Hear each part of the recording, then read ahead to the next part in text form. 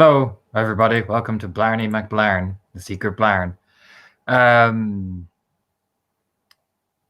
so, concept is pretty straightforward, really. When you think about it, the North Gate is it's pretty easy go. It's the closest point of the bond, really.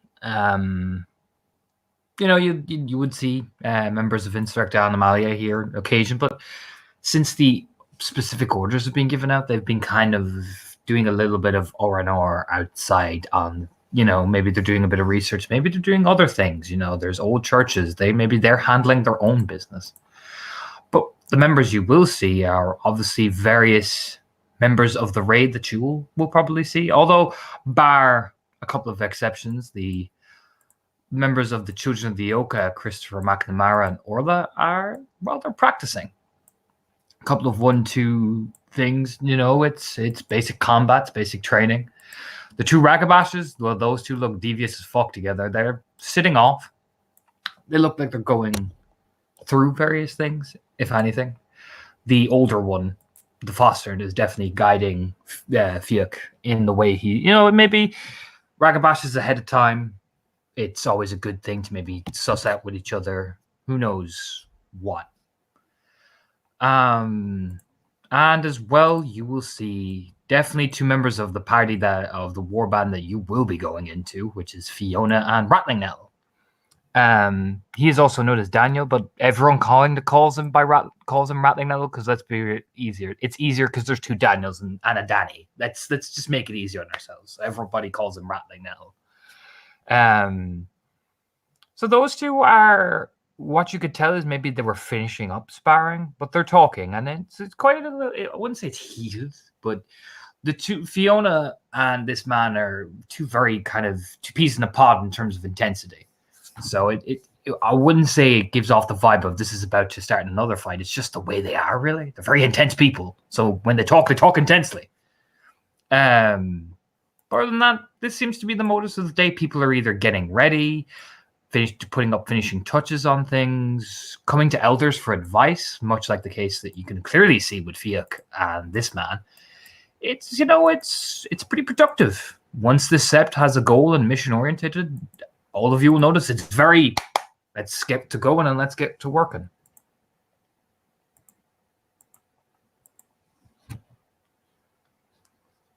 So introduce yourselves however you want. I'm not doing it for you. Go. Well, all right then. Kara is, she's been running around talking to some of the other Galliards, talking to anyone she can think who might know something about these old buildings, and lo and behold, there's some members of Insurrect Animalia here. They've been off doing who knows what. So yeah, she's gonna go see if she can find some information from them. Anyone in particular? Let's see, who was there again? None of the members of Insurrect Animalia. I even said they're not here. You normally are here, but that's they're not. Right. They're not.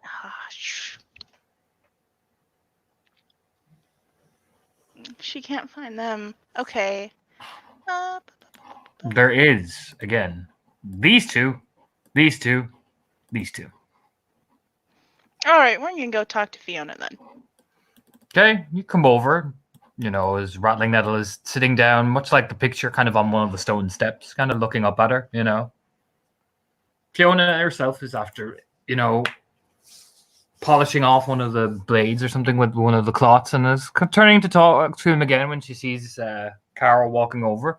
So she just simply waits till Kara arrives. Just kind of looking at her. Rattling Nettle finally kind of tilts his head and looks over, like, oh, there's another person. Afternoon. Rattling Nettle speaks first. Hello. I've been trying to find some information about the building we're supposed to be going to.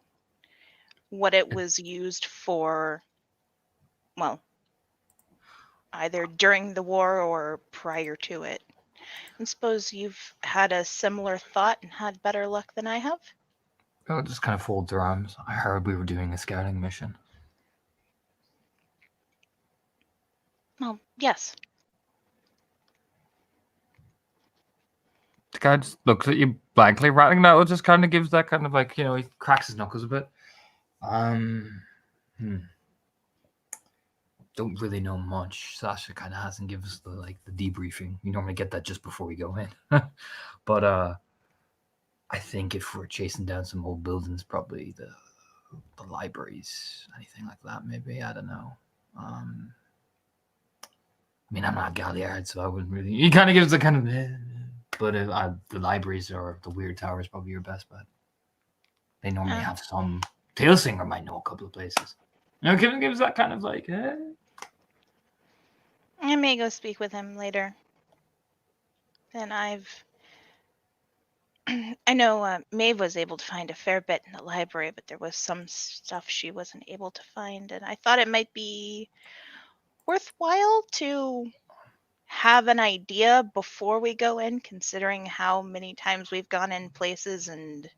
What kind of stuff are you looking to find, Fiona will say? Well, one of the buildings is a church, yeah? Yes, but we're not hitting the church. No. But just, as an example, that's pretty easy. Before the war, it was obviously used as a church. Was it? At some point. Do you know that verbatim? No, I don't. But at some point in its history...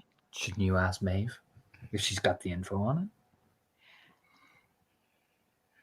She hasn't. Did you ask her?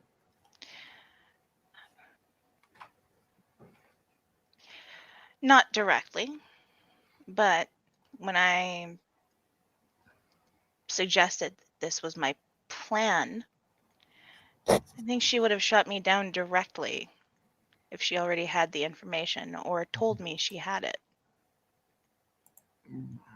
It's been pretty busy. Everybody is out doing their job. So I imagine they might hear it the first time. She just says, kind of nodding, Rattling Nettle just kind of rubs the back of his head like, man, whew. I mean, churches are commonly feature among the mortal world here, used for a lot of things. So it's possible. He kind of gives that kind of like, open-ended shrug, like, you're not wrong. It's possible. But if it was taken by the enemy during the war, they used it. That's what I'm most interested in. If anyone knows. So you're saying you want to question people on whether they know about Wormish churches that were taken during a time when a lot of territory was taken?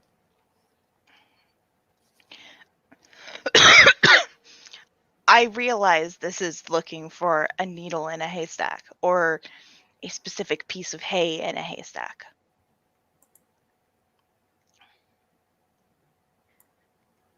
But if I don't know, if someone knows, I'm not going to find out if I don't ask. Wouldn't it be more prudent to either ask the person who is in the library researching or ask the people who own the library themselves? I could do. Your entire family is made up of Philodoxes, mostly, from what I can tell. Wouldn't they be the people to talk to? Or, if you're feeling brave, she says, very matter-of-factly, looking over at where Christopher McNamara is, I believe that was held under his estate. Or his family's, at least. Logical point could be to go and ask. If you're looking for needles in specific haystacks, you could even maybe ask the oldest McNamara, the mother. After all, she would have been much more aware, as kinfolk did travel a lot back then, and they would have been used for various activities, especially the noble bloods. It's possible. But then again, you wouldn't want to get their taint all over you now, would you?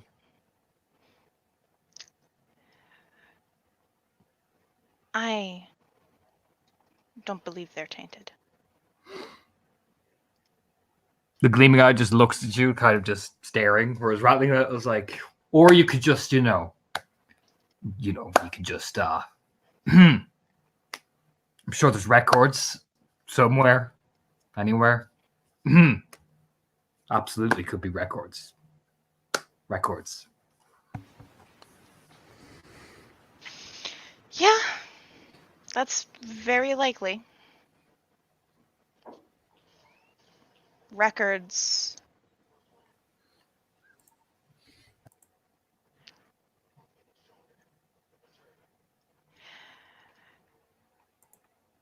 Records don't. I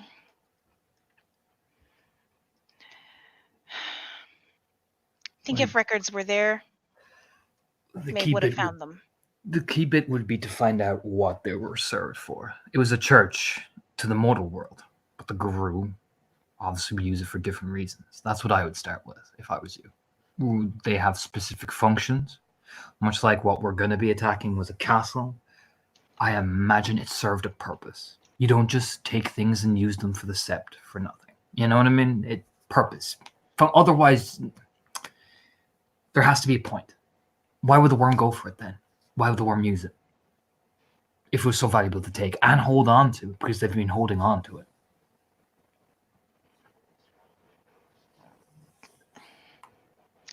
They do seem to like that type of building. Fiona just raises another eyebrow. Is that your theory? Yeah. Based on like a certain type of building. Based on what we've seen in the past, yeah. Other than Gothic architecture. You can find a lot of examples of that style architecture. Yes. Sure, the ones nearby are convenient in location. Mm-hmm. But if there's a church or another building, maybe an old inn. An old inn? Similar structure that suits your needs. Mm-hmm. And have you found them in an old inn? No. It's a hypothesis based on the architecture angle. Castles serve a purpose. So do churches in the mortal world. They do, but we're not talking about the mortal world, are we? Exactly. But you're looking for them in the mortal world. I'm not looking in the mortal world.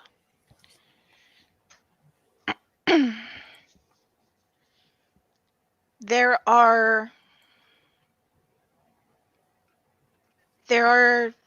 churches we used as places.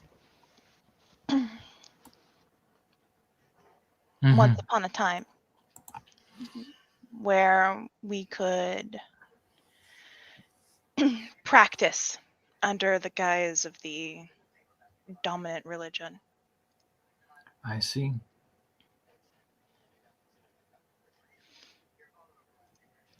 My thought is perhaps they may have done the same thing at first.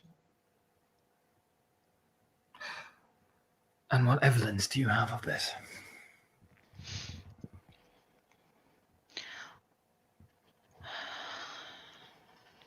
Only the twisted and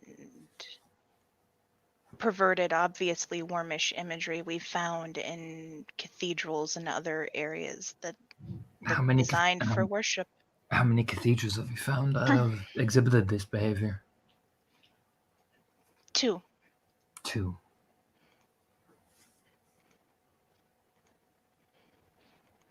One in a larger building. Mm-hmm. That had its own small. But the question is again, why haven't you said this to the person with the info?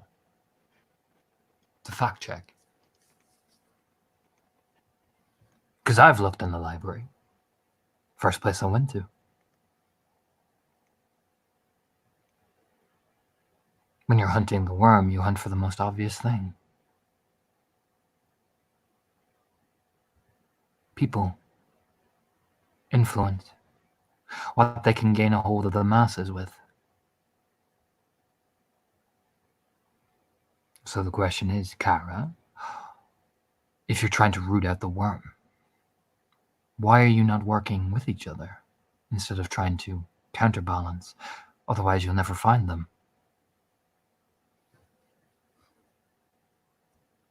To root out the heretics, you have to work as a unit and rely on each other to give you the right info before you start questioning it. Otherwise, you're all just suspecting each other.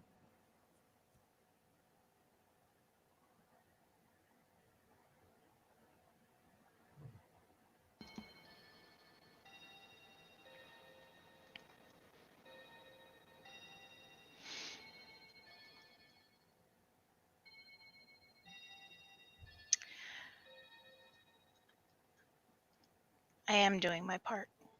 I said I would try to find this information, and I am. Mm-hmm. But you told me that Maeve obviously hasn't stopped you, so you're going ahead without fact-checking.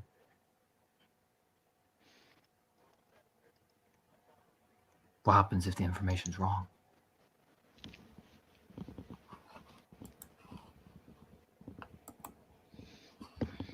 It could be wrong. What happens if it's wrong? Then it would be worse than going in with no idea. Then why did you push ahead?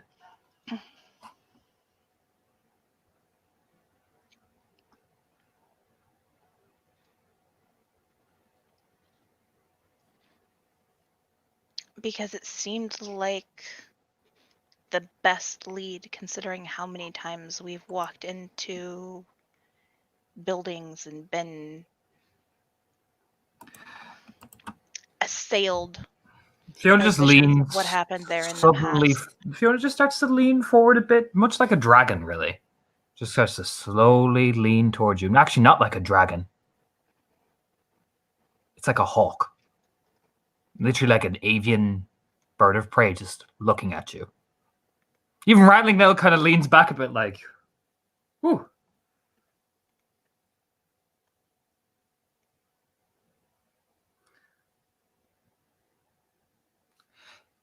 See, to me, and the way I hear it, it sounds like, I'm not saying that it is, before you jump on it, it sounds like you're trying to make sure that you find it before she does.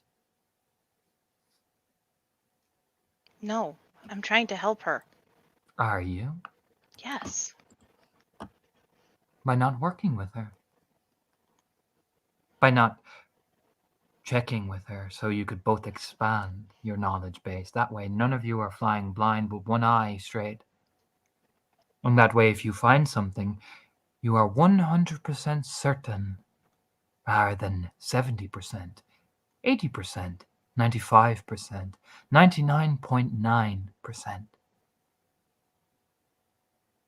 I'm not going to say she's given us everything she found. Oh, has she not? Well, I don't know. I imagine Well, you don't know. what she found was more than what she told us. Oh, At least initially. and she didn't tell you.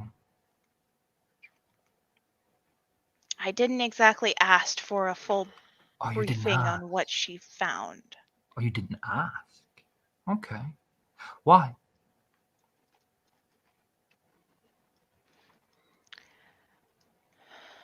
I asked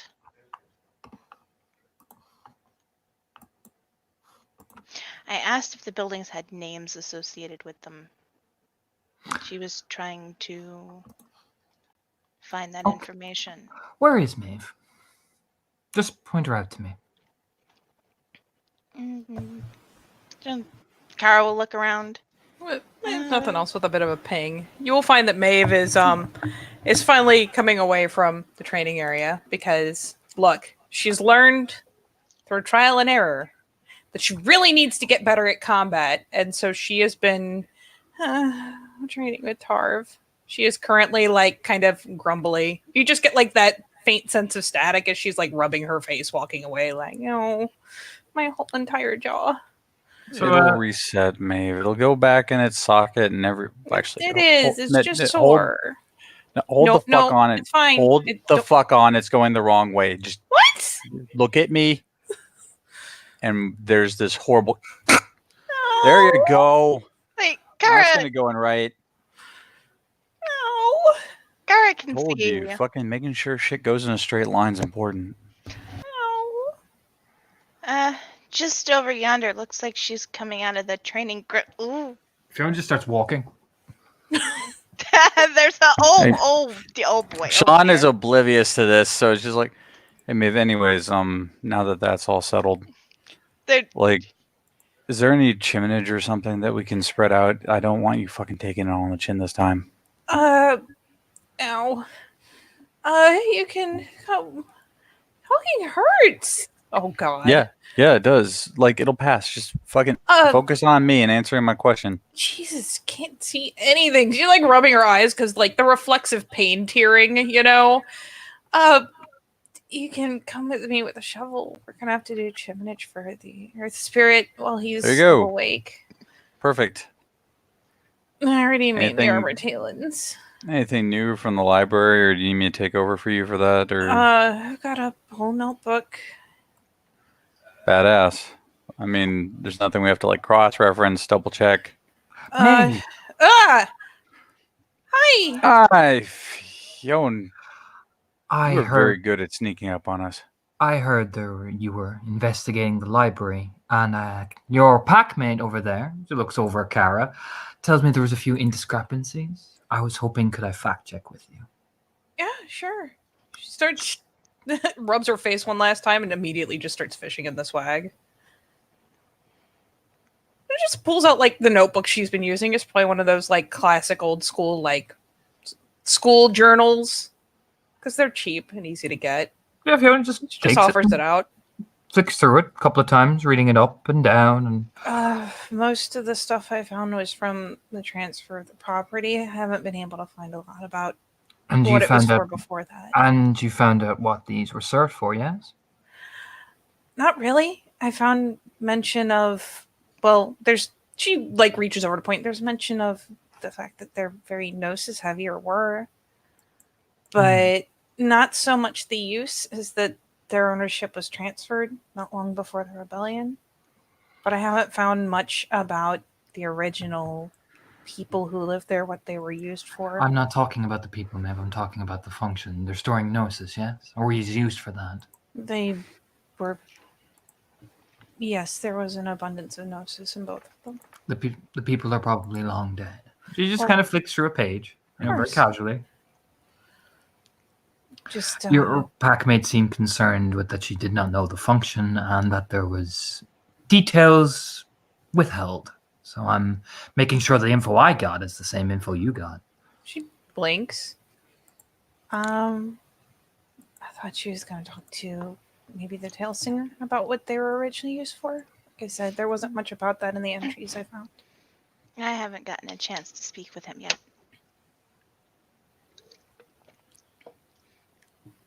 As far as I know, the castle just continued being a castle. It was very good at its job then, still is now. I got the impression their property... She'll actually probably point off to the appropriate direction of the sept, because I know there are other extended properties that they've retained. I get the impression that kind of like those, they were more extended properties, staging points, maybe, that could eventually be let go, because they're well beyond the bounds of the actual sept proper.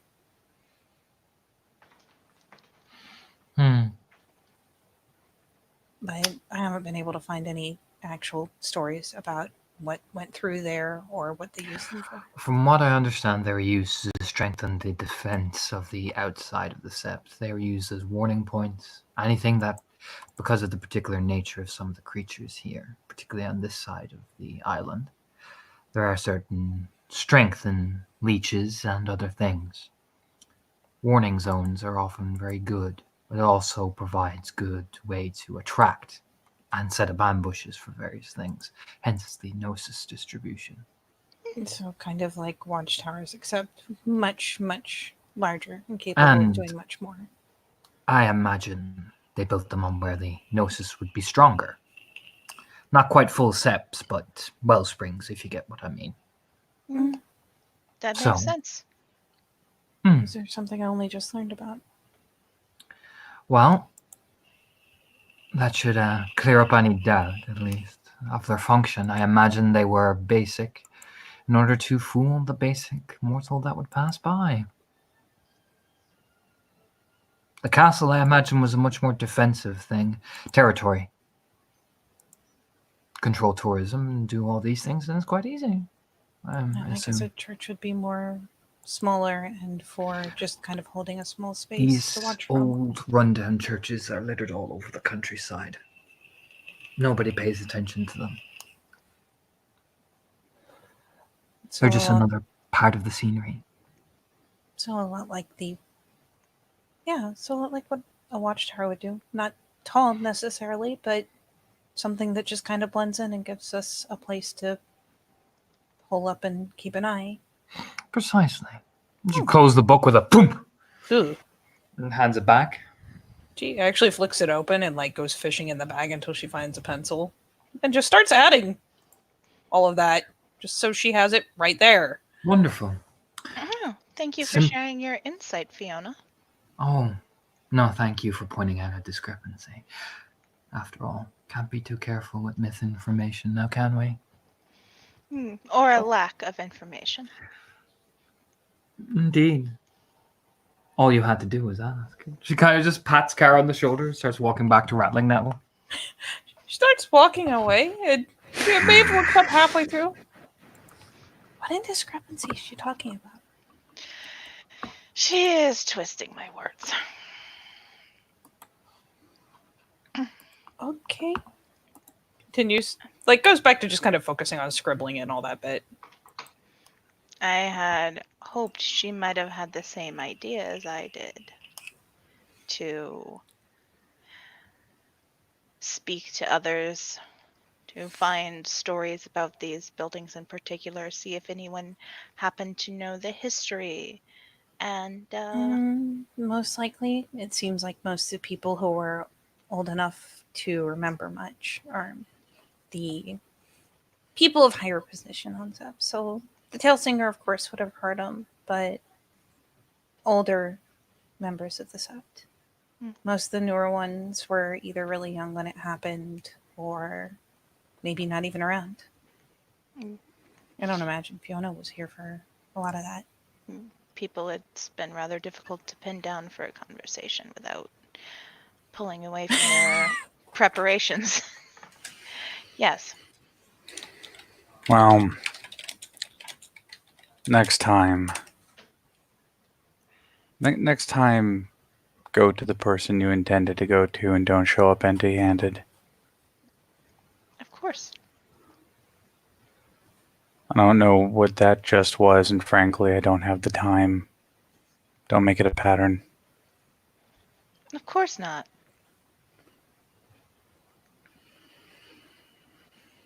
All right. There's So- a copy of the notes back in our old dorm room. I was working on making copies for you guys. It's just a lot. Well, that's Fucking wish we fine. had a copy machine. All right. Aren't those things like ridiculously expensive? And I don't know. A lot of money floating around here. Regardless,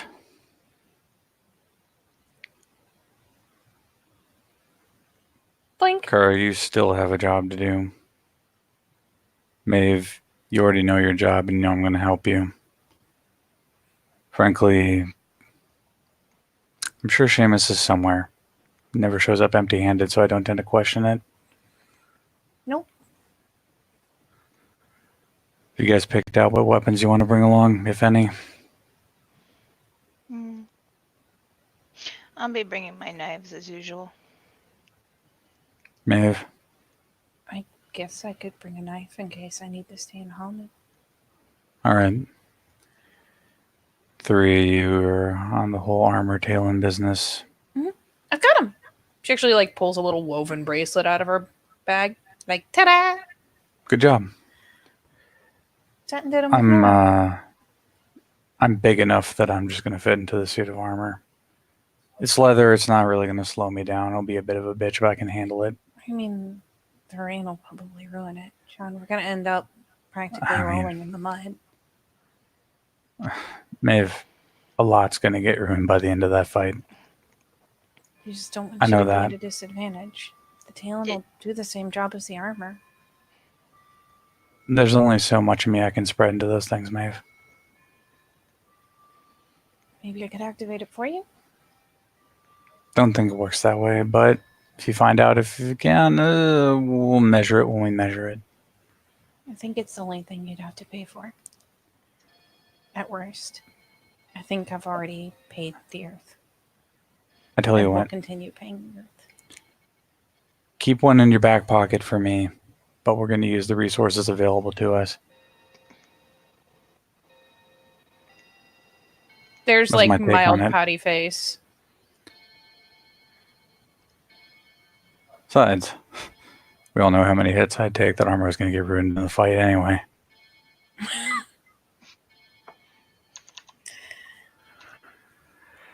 I will be bringing this fancy hammer. I have no idea where I keep finding these things. In places where hammers are? I don't know. Training grounds? Oh, there are a lot of hammers around here. There do seem to be a few on Sept who favor them. And when I inevitably break it, I will just resort to Old Faithful. Your claws? Yes. Okay. Just like nod like, okay, good guess. Go me. Yeah. Oh, what do you think? I was going to come in there with a machine gun? Oh. Maybe you found another weapon and named it Old Faithful. I almost... You know what? Yeah, I almost would. Mhm. But no.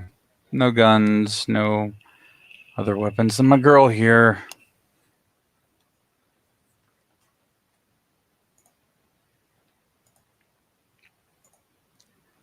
As he just like hefts it off his shoulder for like 2 seconds, then puts it back on his shoulder. Yes, my precious.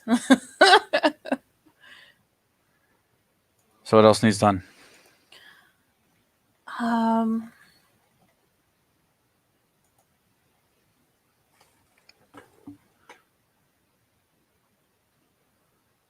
Have either of you thought any more about the dream? I try not to. It was It was bad. Why do you ask? Just some of the things she said in the dream. About coming for us all? Well, no. Look. One thing is very simple. Our enemies want to kill us. And in some cases, they want to do worse. I imagine it was very unsettling to have that communicated to you in your sleep. I didn't like it either. But that's just reality. Well, We're going to kill them first. It's the part where she said that blood had been freely given. Blood had been freely given. Whose blood? I say all kinds of shit if I want to upset somebody. Probably. Nobody freely gave anything. I know you two didn't. I know Seamus didn't. I know I didn't. No.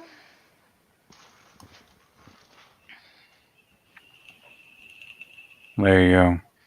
But who could have? I don't know. Maybe somebody who fucking betrayed this Sept years ago?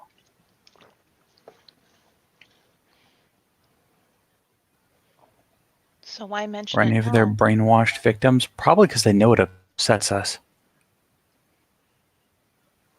Which looks like it's working swimmingly. Have you talked to the other Theurges about this, Maeve? I told the truth catcher when I woke up. I haven't really gone to the right master yet. I talked to Drust earlier. Did he have anything to say about it?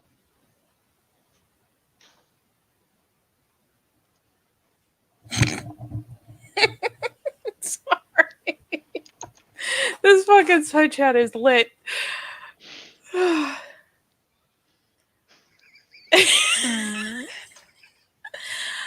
I admit most of what I was talking about with him was about other things, but I should probably talk to the right master about it.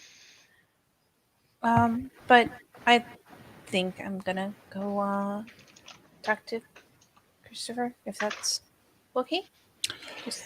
You would be a prime candidate, Maeve. I approve. Better than either one of us, I think. I don't know what you're talking about. Chris likes me just fine. I'm sure he does. Sidle. Just try to look on the bright side, Kara. Given that I might have seen the little throat movement, there will always be a piece of you with him. Tap her on the shoulder. Sean! You know what? Sean, that is disgusting. Take the shitty things, make them funny. I'm You'll live longer. Just a thought too, Kara, besides the tail spinner, some of your family's been around for a while. Some of them are older than Rory. Like, isn't the warder a No, he's Mac not the Nessa. warder, the shit. We don't talk to the warden. The keeper. Keeper Sulag? Yeah, he's a Mac tag. Yeah. The keeper's been around for a while, and just saying. I'm gonna go. I will speak with him. Mm-hmm. In any case, I'm going to go train now. And I will see about getting Keeper of the Land later and And the tail singer? then the Tail Singer. There you go. You two have fun talking to Christopher. Always do. I'm He's a gentleman. sure it'll be much easier if I'm not there. Look, Kara. There are plenty of people who don't like me. Try not to get too twisted up about it, okay? Like I said, make the shitty things funny. You'll live a lot longer. Wise words, Sean.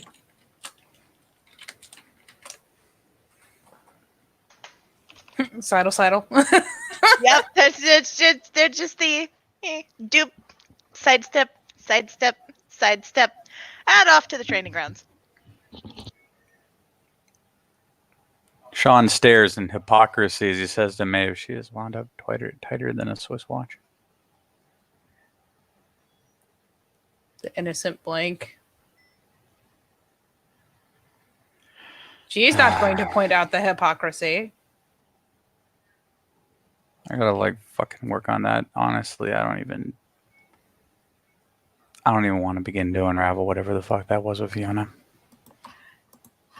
She just says things, and I don't think that she thinks a lot about what she's saying when she says it.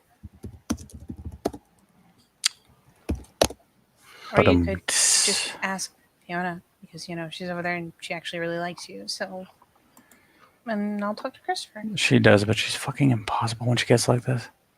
Well, but Kara's gonna know. Full on heresy mode. All right, I'll give it a shot. Bounces off. On heresy mode. She looks like a fucking ego, and Maeve is just gone, and Sean's just left with himself. Frolics. All right, we'll go with Maeve first because we were on Fiona for a hot minute there. So we were on Heresy Train 5099 for a while there. So you come over to where Chris and Orla are practicing. I'll put it like this. They're very good, but Orla's in a rune, and then Adrian, she's faster. Yep. She just purchase somewhere close by to watch them finish. Oh, no, it because, eventually hey, stops with Orla disarming Chris and putting the blade up to his throat. And he just, puts the hands up like, yeah, no, you got me. Yeah, do you know what I mean? I lose. and I'm good. But, like, he gives it as good as he can get. It's just Orla is an Adrian Arun, and she is a maid of a hate train. You know what I mean? Yup. No, there's a second where she's panting, and eventually she just points at Maves with the fucking, with the butt of her hatchet. What you want, Maeve? To ask a question? What type of question? Just about some of the places I looked up. Looks over at Chris, and he just gives her a nod, and she just points. All right. Go sit down. Thank you. Chris just turns really calmly over, kind of folding his arms, stretching out a bit, like kind of rubbing his shoulder, because you can tell where she caught his arm and twisted it. You know what I mean? Oof. Like, ah. Yeah, there's And the rolls the shoulder a bit, like. She has a little sympathetic wince as she's walking over, because oof. She is a bit sore that she's not going at the castle. Don't mind her. I imagine the other one will be just as bad or exciting, depending on your perspective. It's more that when you're a war pack and you're being, I could care less either way. If anything, Fiona's I kind mom. of expect the church to be worse. It's a castle, Maeve. He kind of gives her a smile, like, come on, pat. A But little side quirk of a grin, like, it is more she is annoyed that she does not get to be in the front line fighting the enemy. Oh. That's just kind of like I'm sorry that she feels that way. I didn't do anything to It make just this kind of gives happen, a shrug, like, don't worry about it. Aruns. They kind of just that one glance. Arun. Don't even apply logic to it. Arun. He even says that don't apply logic to a creature of a full moon. Don't do it. Fair. It will save you a headache. That's probably a really good idea. I just figured I'd ask because, I mean, that stuff was ages ago, but you might know who was around. What are you wanting to ask me? It's St. Ivor's Church in Kerrigan Castle, where the name of the place is. Yes. I know them. Oh. I just figured the more we knew about them, the better. If you know something, if you know who else would know something, so the more I can collect, the better informed we are going in. Why? There's a confused tip of the head, Why do you want to know about them, Maeve? because they're where we're going. Mm-hmm. And the more we know about the places that we're going, the more we can use that in planning how we approach them and what we do. Is that the only reason? Yeah. You can roll Primal Large. Okay. Oh, do.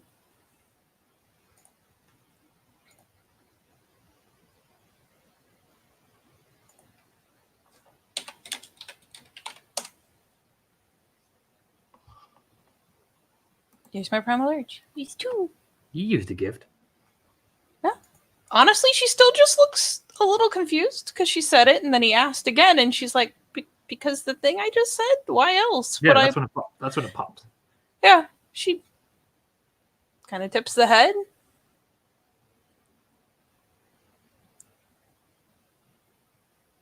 Why else would I ask? There are many reasons why you would ask.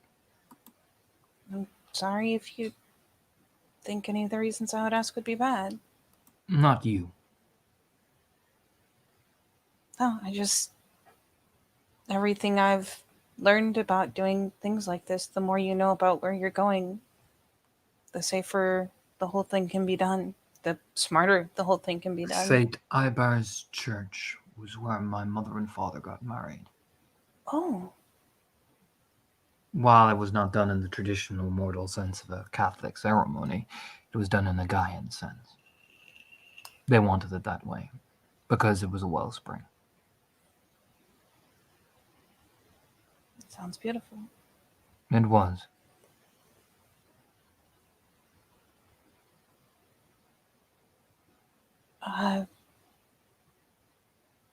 She kind of like casts around a little bit because it's one of those things where like if he or anyone knows enough, she will straight up start drawing out a general layout. So she like casts around looking like, should I just sit on the ground? But you're not going to say Dybars, are you? Well, no. Aya. And of course you'll be there to tell them. So I guess... Yes, of course I will. Is it Kerrigan Castle then? Kerrigan Castle was a defensive structure. There was a wellspring at the bottom of it, or underbuilt around it. It was taken back during the original... It was found during the original founding, from what I understand the history. Our family secured it to make sure that neither Wormish presence could have access to such a thing so close to the sept and the foundation of it. There was plans to expand the protectorate out towards that area. And I guess that fell through. When my grandfather killed everyone, yes. I could see that little awkward look on her face. So it's like, yeah, that thing I wasn't going to say out loud. Okay, cool. I mean, it doesn't sound angry. It's just very blunt. It's very fucking matter of fact. He is so blunt. It's like, there's no point in fucking beating around it. It's what happened. You know what I mean? No, my grandfather uses it as a staging ground for his invasion after he sacked our family home, yes. I don't guess you know anyone who spent a lot of time there. You could help me. None that are alive. I'm sorry. For what? The loss. That is long gone.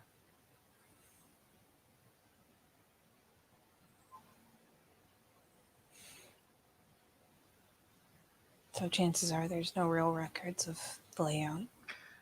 None that survived. There's just a little lip scrunch. Outer wall, interior wall, inner courtyard. Go further in.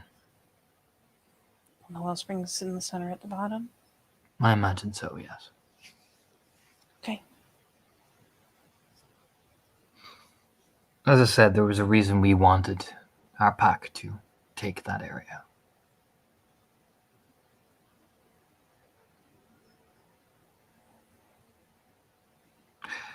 Just an amount of understanding.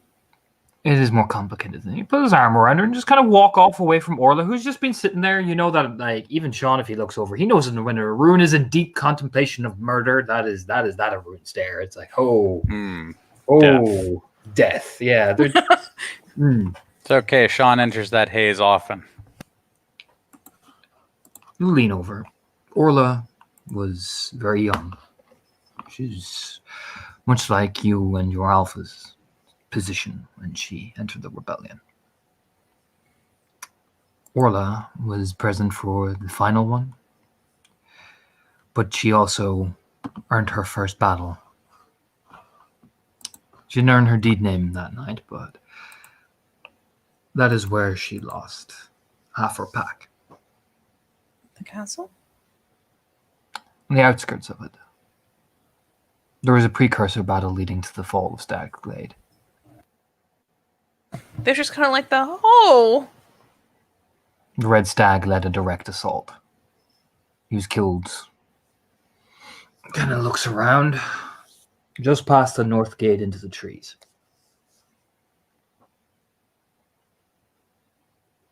Wow. Orla was part of the contingent that fell back from that point when they were trying to push forward, and then the Battle of Stag's Glade came out. Orla was the only survivor of her 6-man pack. They called her Winter's Blood because she came out of the pile of bodies, still clutching her blades, fighting.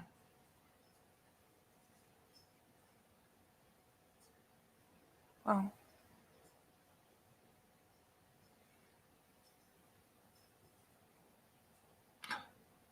Believe it's been 10 years, so she must have been about your age. Just that, kind of look. 'Cause Yeah, let's to face look- it, Sean being in a rune is a better kind of comparison, but it's still Maeve just being like, oh. I mean, if you look over at Orla, she's in much like leathers, much like Sean would wear, but her leathers have far more studs on them. Like, she has the studded gloves and everything, so when she punches someone, she gets hit with that. You know what I mean? A girl is a killing machine.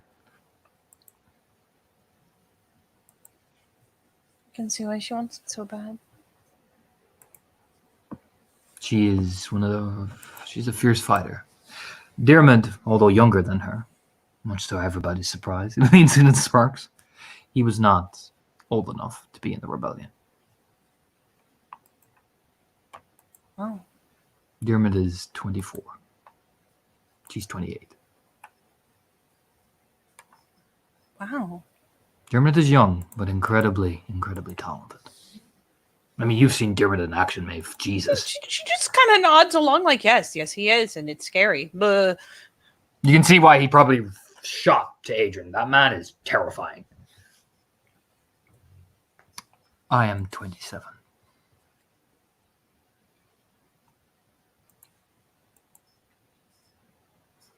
okay. Wow.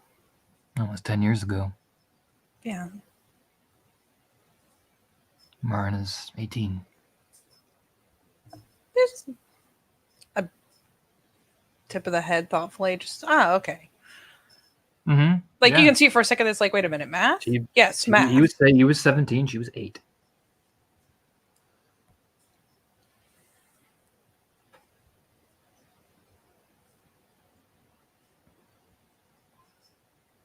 Wow. Rory and I are same age. There's that half second of blinking, just like, oh. Which puts into question, Oisin is your age.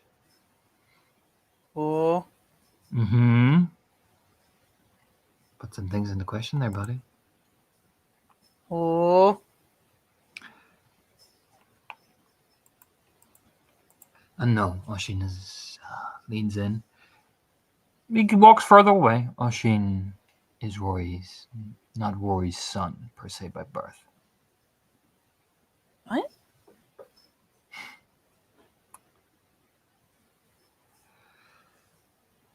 Rory, I remember this, chose to marry a common girl.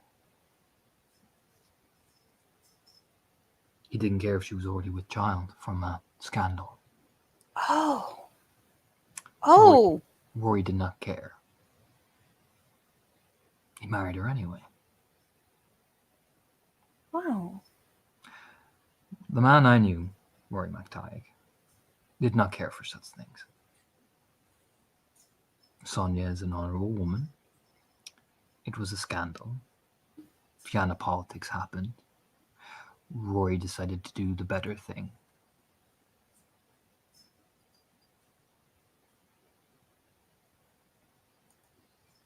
Oh.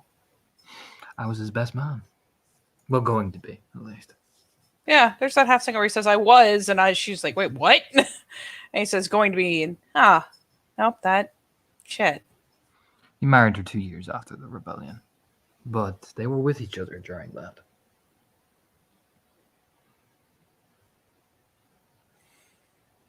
It was all kept very under the table, if you get me. Rory is, I think, a year older, technically, so he'll be turning 28. She had him very young. Yeah. It was a scandal. I mean, it's history at this point. It is. Oisin is now a young man freshly at 20. So Sonia's a bit older than Rory.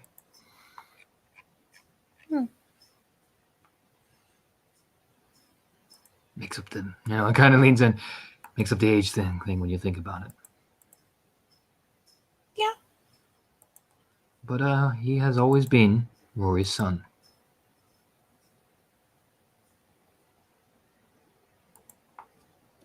Yeah, there's just like some nodding. Just doing math. That was bad.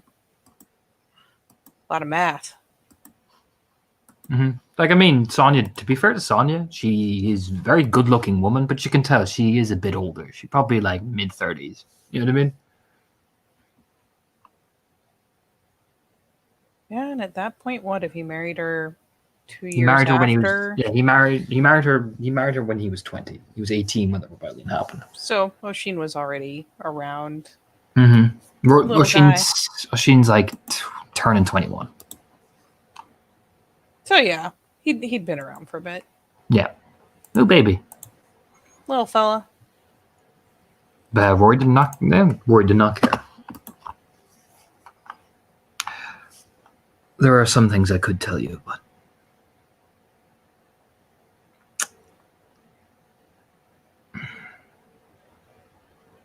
It's okay if you just as much can't.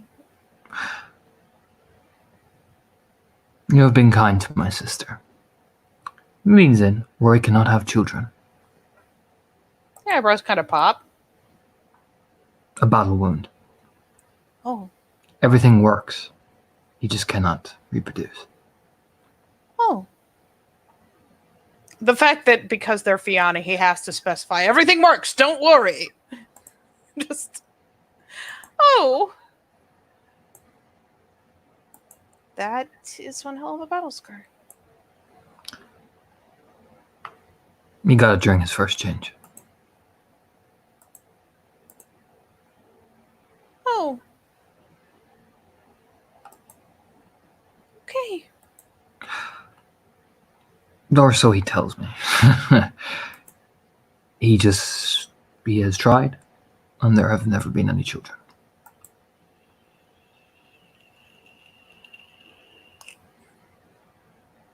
I'm guessing it's not the kind of thing he really wanted their involvement in. No. His awkward But- head rub, like, ooh, because they're No. spirits, but ooh. No, he believes that he suffers from some sort of curse. I asked him, was it a battle scar? I assumed it was. But he believes he was some sort of cursed with unluckiness. And it was an ill omen for his family.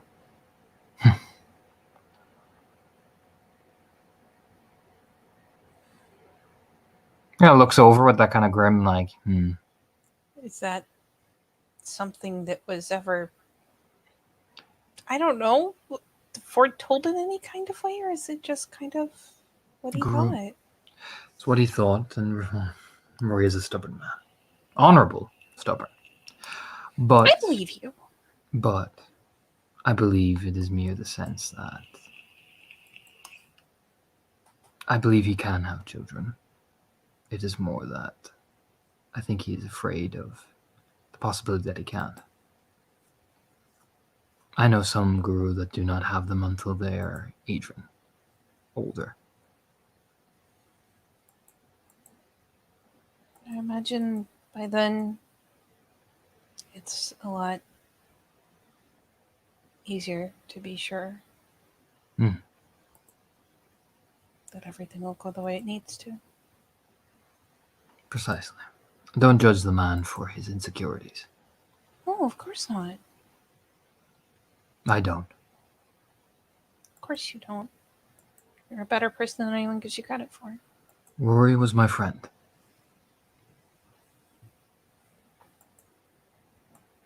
I'm not angry with him for being angry that his entire family, including his sister, was killed.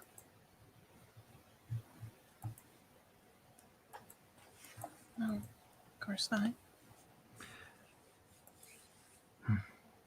Besides,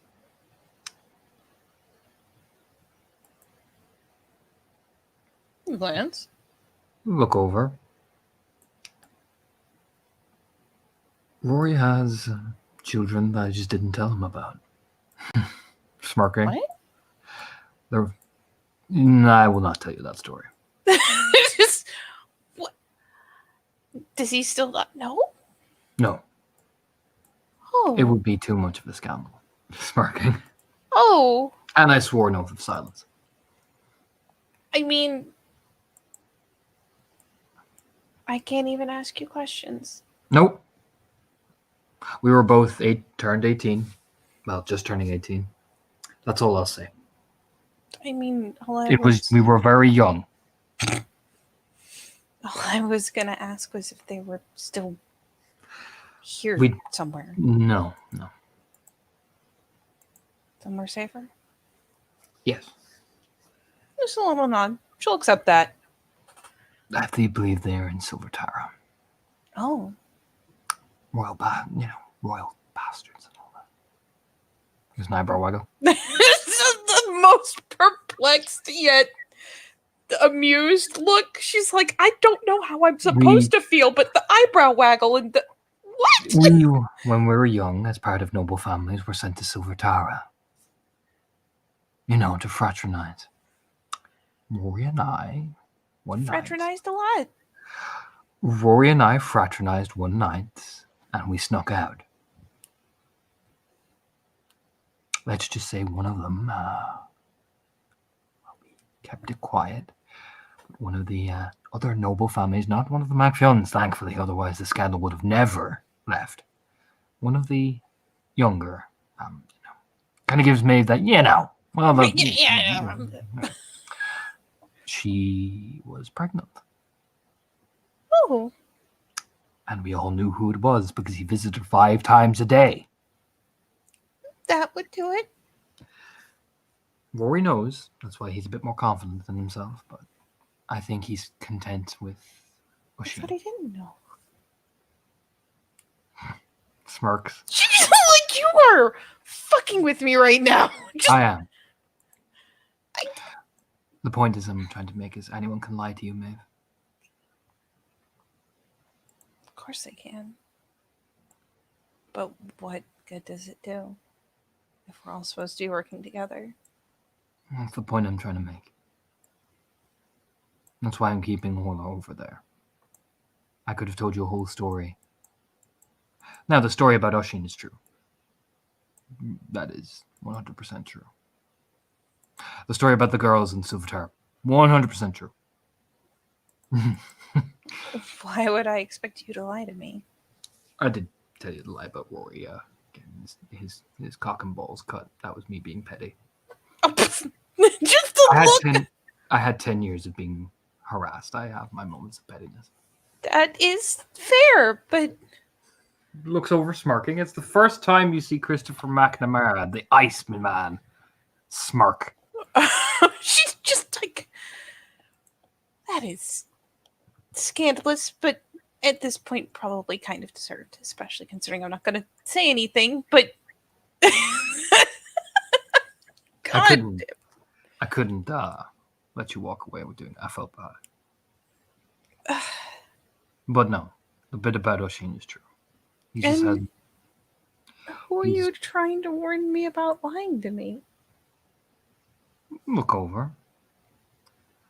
People lie.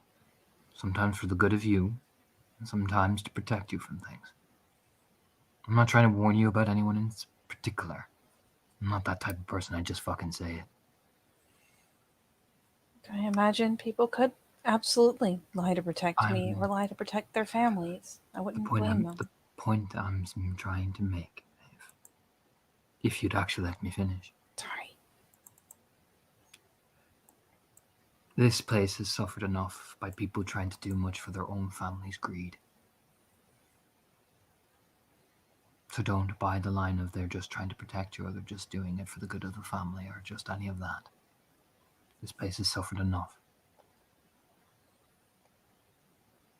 I'd never want to be the reason they suffered more.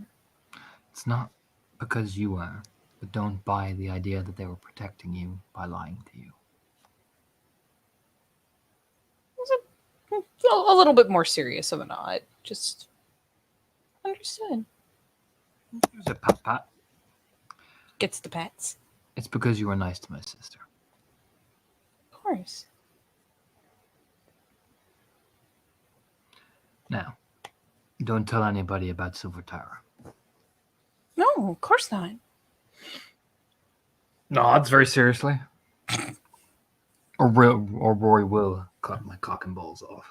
I would never. Starts walking back over to Orla.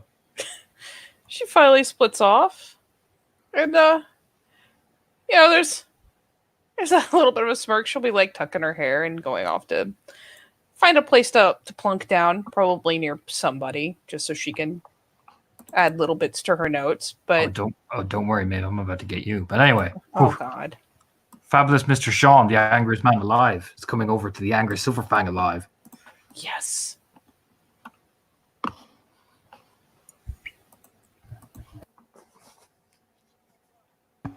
Yeah, Sean and Sean's hammer amble over. God damn it, this other thing she sent me. Fuck's sake. Wait, what? I'm going to be included. Yeah, I'll send it to you next.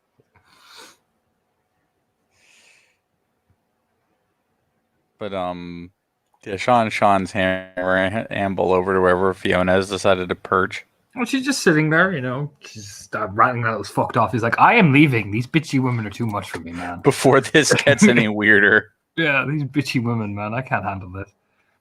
I'm not allowed to retreat, so I'm backing the fuck out for fight start. Nora! Walking over, like running over the Nora, going, hit me with your weed. Fiona looks over. The Sean finally. Sean and this hammer kind of hammer their way in. You look serious? Yeah, people tell me that a lot. It's a nice hammer. Did you make it yourself? No, I found it. I'm really good at finding these things. I mean, at this point, there's like 2 swords that I just kind of happened across, a couple knives. I just fucking find these things. It's a good one, though. I tested it out. Not sure they're going to be 100% happy with what I did to the dummies, but... Probably not, no. They'll probably just sit there and be like, Sean, why? If they can even tell who did it. Lots of people do fucked up shit to those dummies.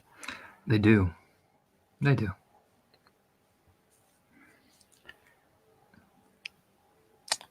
My money's still on Halfdan putting the one in a dress. Oh, that's a very good bet. I figured. So, was there some reason I found myself the third wheel to or fourth wheel, I guess, to a really weird pointed conversation about notes? Whatever that was between you, Maeve, and Kara. Between me? Oh, no, Maeve wasn't involved. Guy gives a stretch like, oh. Your Galliard came asking very specific questions, but not a lot of things about them. And then when I asked her about it, because I've been doing the same thing as Maeve has, which is teaming over notes for hours, she mentioned that she was not working with Maeve, or seemed to give the hint that she wasn't, and was trying to make sure that she got the info first without corroborating anything with Maeve. So I grew a bit suspicious on why they were asking specific info with no attachment to them. Sean rubs at the stubble that he pretends is a beard, but everybody knows is not.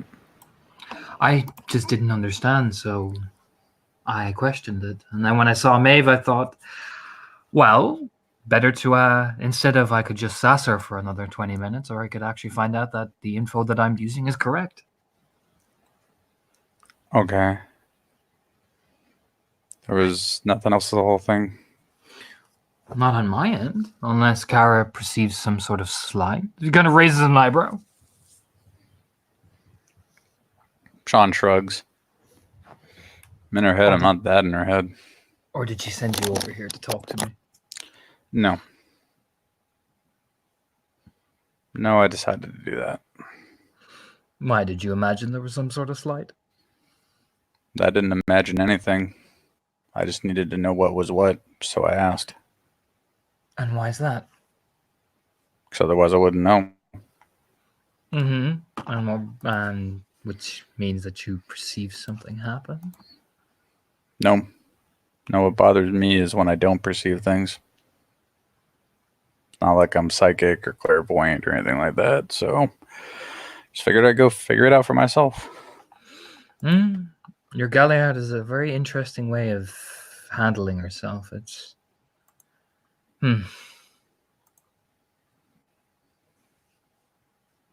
Interesting how? Well, most Galliards try to make sure that when they're asking for something, like say stories or information, it's usually done in a way that you can get what you want without, particularly if you're trying to go to somebody like a big blockheaded Arun, like a certain somebody, smiles at you. You gotta be polite. 95% of the time. Because let's be real, everybody's got an angry day. Everybody's gonna do this. Sometimes you gotta be polite, even if it fucking sucks. And it does. Particularly with my tribe. Lord Fancy Pants, second son of cousin Tim, will usually be, oh, you're not saying Raya the right way. So you get your P's and Q's in order and you ask. She just comes across as a bitch. And perceives that she is the center of the fucking world and doesn't want to work with her packmates or anybody. And if you question it, it's as if you are dealing with a porcupine. I want to make sure that when I hunt the worm, I'm hunting it right. So I wanted to make sure that when you guys are hunting the worm, you're hunting right. I didn't want Maeve walking in there with little to no information. She might die.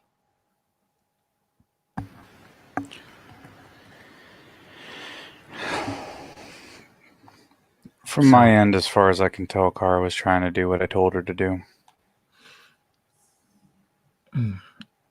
She nods. She probably does. It's just she has a very unusual way of going about it. Yeah.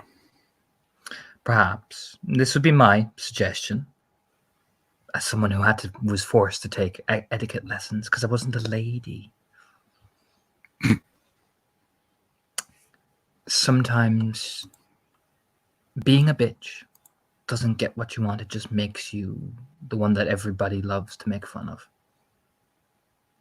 And that's not a very fun existence. No, it is not. So you don't have to come in with your hammer and be like, Carol, be nice, twack. I mean, I would be entertained. But that's the point. I don't want to be entertained. I imagine you don't want to be entertained either. I don't really find a lot of funny these days anyway. Oh, you do. Don't be giving me that edgy bullshit.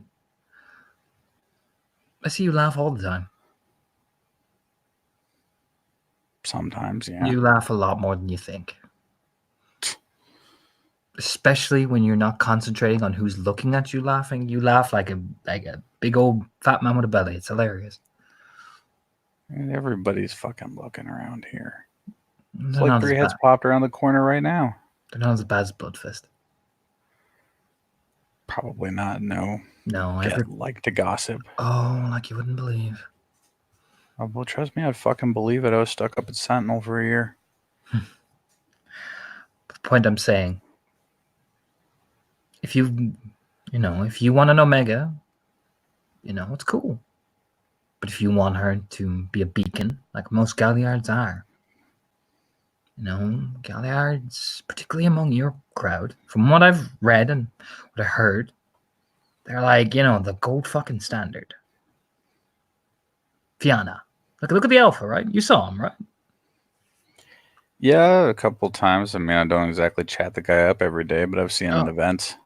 You see how he carries himself? The way he speaks? He is most definitely a lord of great standing, yes. Doesn't it pump you up? Like you feel In it? spite of myself. That's the power of a Galliard, right? That's literally what we're supposed to do. So, now, she's going to hold up her hand. She's not trying to be condescending. It's like, again, it's very Galliardy. It's like, I'm going to teach you now, Sean.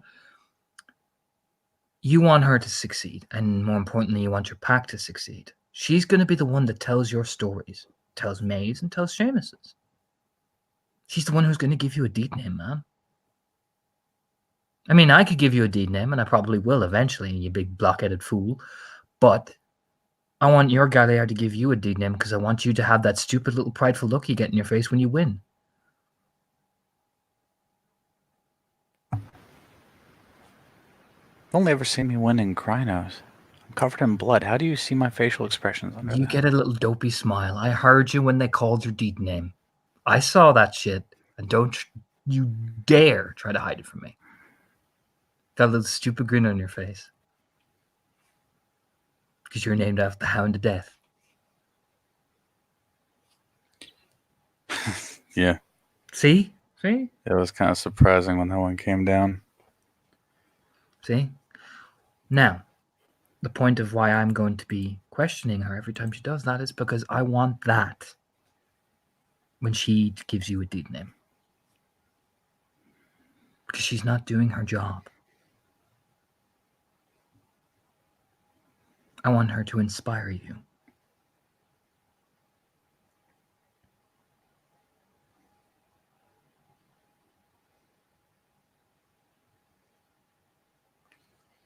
Sean looks like he's literally trying to chew this over.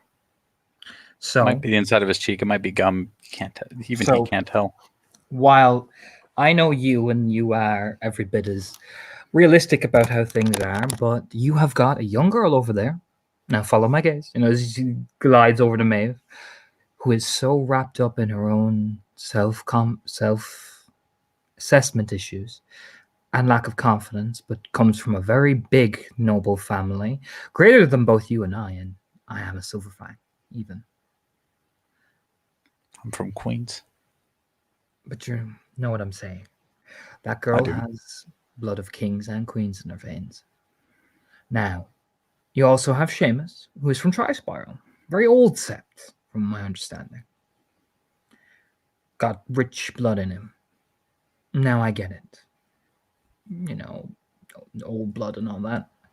But these are the people that are going to be leading people eventually.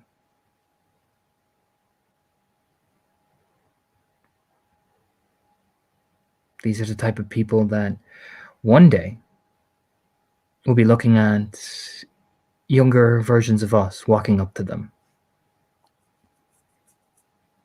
Hell, we've already got that with the little Fianna kid. I don't know if you've seen him following you around like a fucking cheerleader. Wait, what? Points? Oh, Duncan? Yeah, he's a cub. He's just around the sept all the fucking time, man. Yeah, following an Arun. A big Arun. Have you ever asked him where he's from?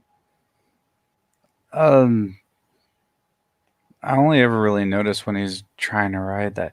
He picked like the second meanest horse in the stable. He's fucking trying. But, You know why?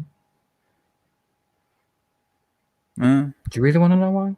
Because I'll tell you. Belgian. Good horse. He sees you trying to get back up on that big fucking colt you try to jump on. Also a Belgian. The Belgian horses kick Because like you motherfuckers. picked the meanest one, Sean. It better mean somebody else. So he sees you getting back up every day, trying to get on the horse. He knows you're not as good as he is. You know, he's the same in position as you are. And you keep getting back up and getting back on it. Every single day. I mean, yeah, otherwise the fucker would just get fat. Oh, mother of Jesus, you're like a fucking... You're like a sieve. He's a... The kid looks up to you. He's a Philodox. Why is he looking up to me? Because you're stubborn, you're passionate, you're loyal.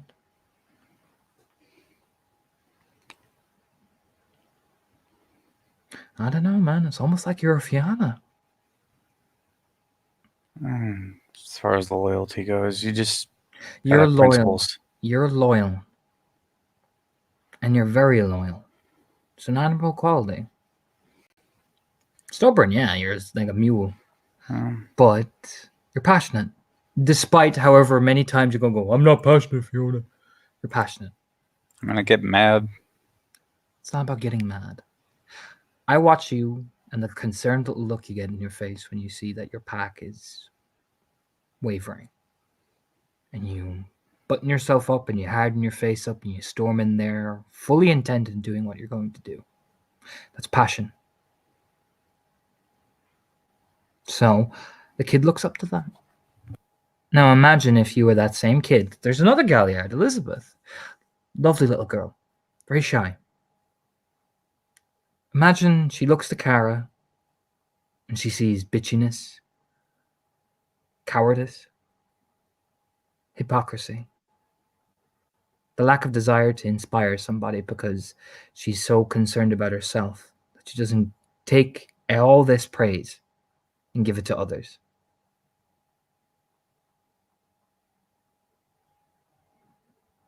A job of a Galliard is to be selfless. What's she supposed to learn from?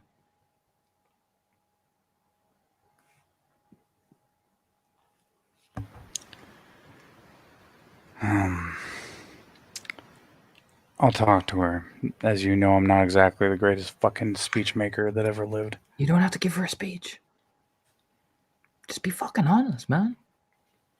Just fucking be Sean. Stop. Don't try to be anybody else. Don't try to be Sasha. Don't try to be Nessa. Just be Sean.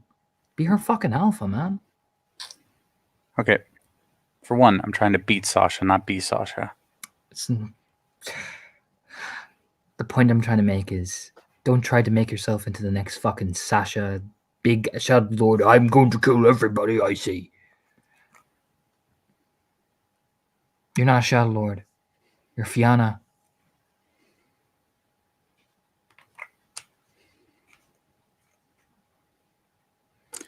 I am. Still a little confused as to why Stag accepted me, but I'm not going to question it. Oh, don't give me that or I stop. I don't know how spirits think, man. You ever just sit and think about it? Don't try. I don't know why Falcon didn't accepted me. Yeah, because I have Silverfang blood in me. Yeah, cool. Great. Wonderful. I don't necessarily think Stag's full of shit or anything crazy like that. I just want to know the fucking brick and mortar of it. Well, I can tell you, but you won't believe me. Will you?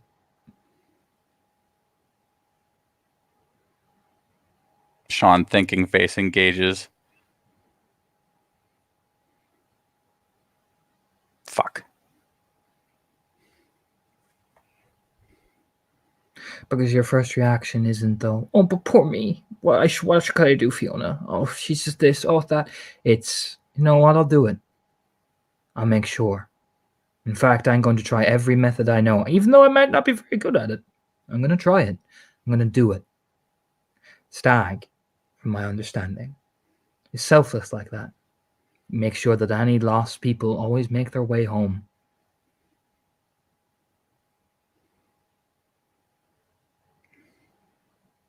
Look at you, trying to make sure that a lost little Galliard finds a way to becoming a Fianna again. Not because you like it, it's because you know it's the right thing to do. I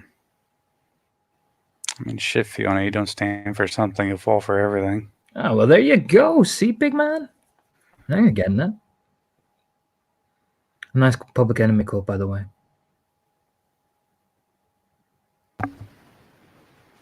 Sean engages his thinking face again. You know, I'd actually forgotten where I'd picked that up. Like 100% I'd forgotten. It's Public Enemy. Okay. It's great shit for learning how to speak. There you fucking go. I had a Glasswalker. Not a Glasswalker. Get a Fenrir Shagabash. He gave me all the Public Enemy things before we would do Galliard practice. I mean, it gets you in the mood. Fight the power and all that.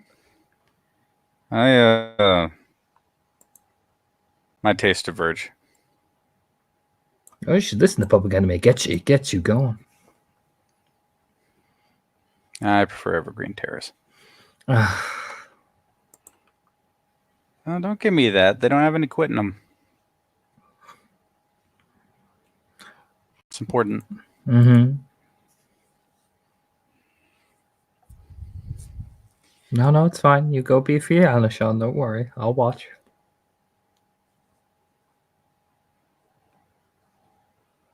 But the Sean thinking phase engages for 15 seconds towards like, wait a minute, how the fuck did this conversation become about me?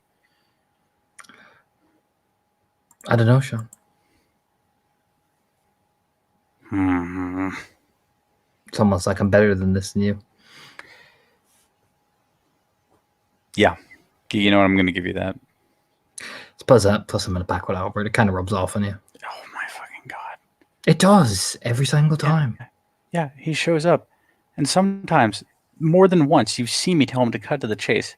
Does he? No. No, because he knows it winds you up. Fucking ain't right, it does. Never cuts to the chase. Yeah, Phil just sets one of her swords down, just kind of looks off.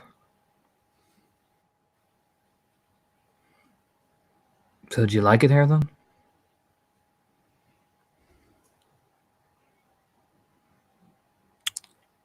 Do you? It's better than home at the minute.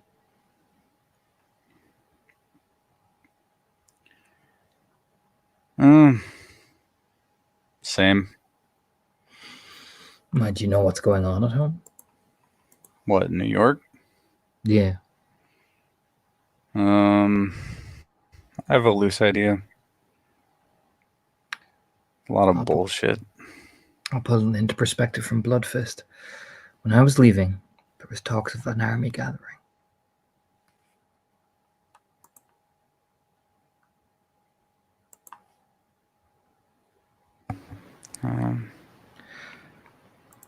That makes sense. You know what? You've been in a GetSep. You know what Uppsala is? Yeah, I know what Uppsala is. The day I was leaving, I spotted 2 war packs arriving from Uppsala.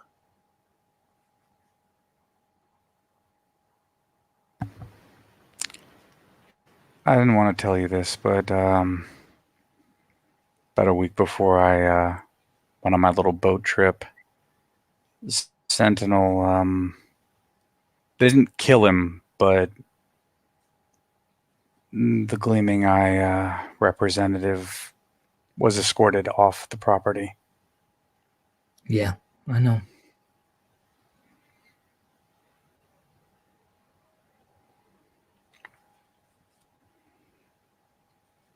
People were tense.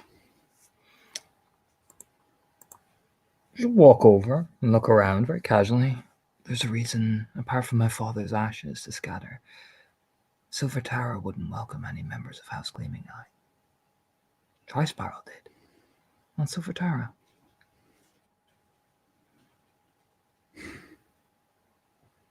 Sentinels reinforcing their borders. They don't want to get involved. So, why'd you think we came here? Because it's out of the way and it's loyal to Gleaming Eye. My reasons are a bit more selfish.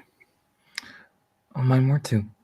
But I'd rather be here where I know my sister is safe than out there.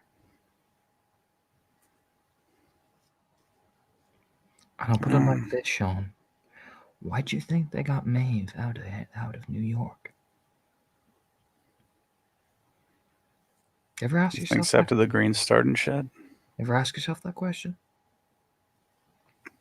I mean, to me it was kind of obvious. She's fucking royalty. Why leave her with the Nars? Oh, well, there's plenty of reason why you would leave her with the Bone Nars. They were there before. Nobody questioned it. Nobody really looked into it, did they? Until things started happening.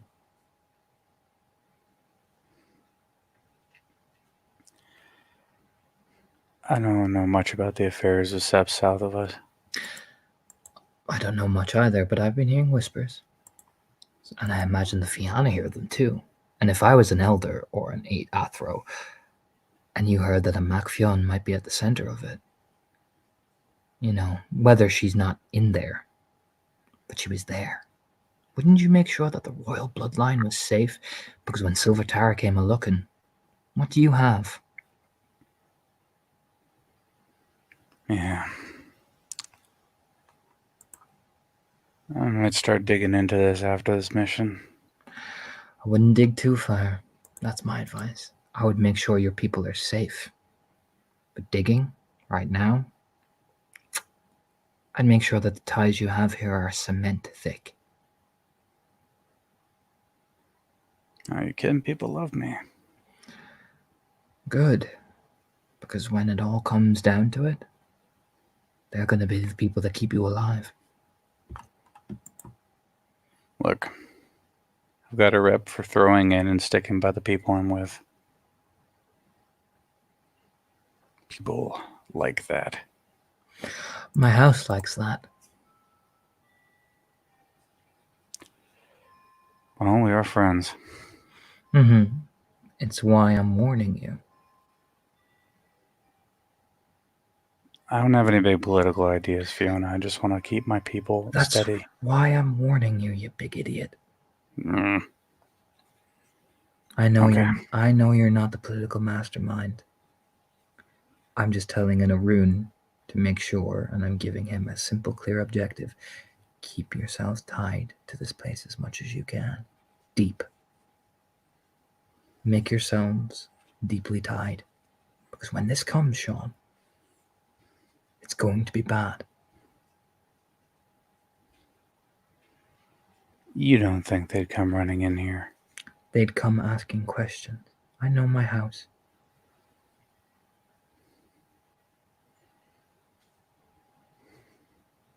Sean just nods. People run, Sean. People run all the time.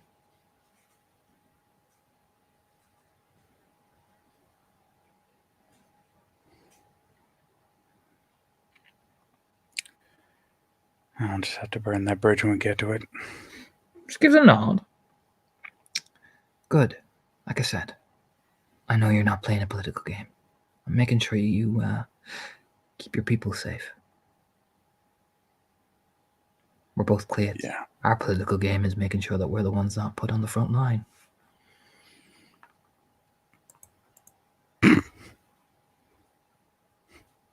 It's kind of funny considering where you and me are headed. Well, we didn't do a very good job, did we? No, we fucked the dog on that one. It'll be fine. Besides, Yeah. we need to get a bit down and dirty anyway. Pats his shoulder to start walking off. All right, I gotta relieve this kid of pretending he's not there. Oi, Right. Duncan. Oh, you hear? Oh, like looks around. Yes, Raya. You may as well just walk next to me. I'm gonna put it like this, Sean. The little waddle he does. Waddles up, with it's like a puppy. And Sean just shoulders his hammer and starts walking. Waddles after him. You know what I mean? What's going on anyway? Then he just scans defensively. Doesn't your den mother have stuff you're supposed to be doing? Oh, I did my lessons. So what? They just cut you guys loose after that? I've done my lessons. She is doing Galliard training with Elizabeth. And I'm not a Galliard, so, and the Arun Den Father is happy that I can take a punch, mostly. So what? They don't throw you at a Philodox and I've you learned the law. I've learned the law, reasonably well. I am terrified of the True Catcher. He's really imposing, but he's really nice, just really imposing. And Rory says that I have done satisfactory for the day. I quoted the litany 5 times in my speech. I always figured to be a 6 times guy. He said 5 is reasonable, 6 is when you want to make a point. Okay. Yeah, it sounds like something he'd say. You shouldn't be afraid of the Truth Catcher unless you fucking did something, you do something. No. You got no reason to be afraid of him as long as you're respectful and you fucking do what he tells you. But he's the True Catcher. He's like 50 times the size of me. He is. But if you haven't noticed, we're all on the same team. Yeah, it's just... Look, I get it. He's like a fucking Athro and a war hero. And that stare. I got sword training from Diarmid, right? And he is so fast. I could barely even, Oh yeah. First time I ever went head to head with him, gutted me like a fish. What? Really? Yeah, right in the stomach. He didn't like kill me, obviously, but yeah, right in the stomach.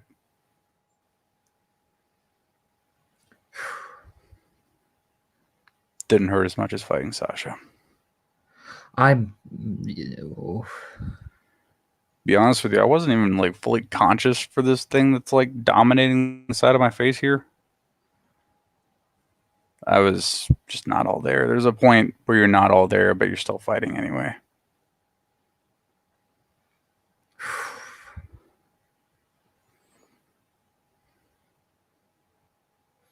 That's terrifying.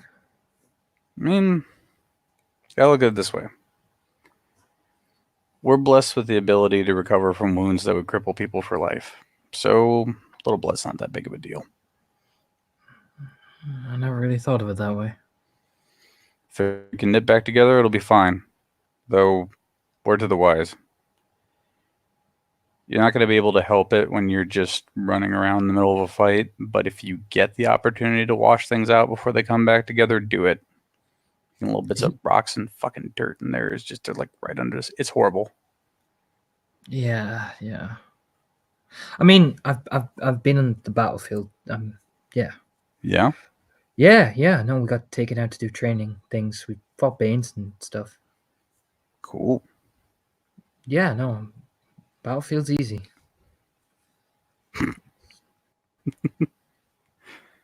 Glad you think so. I mean, it's killed a worm and killed it violently, so it never rises again.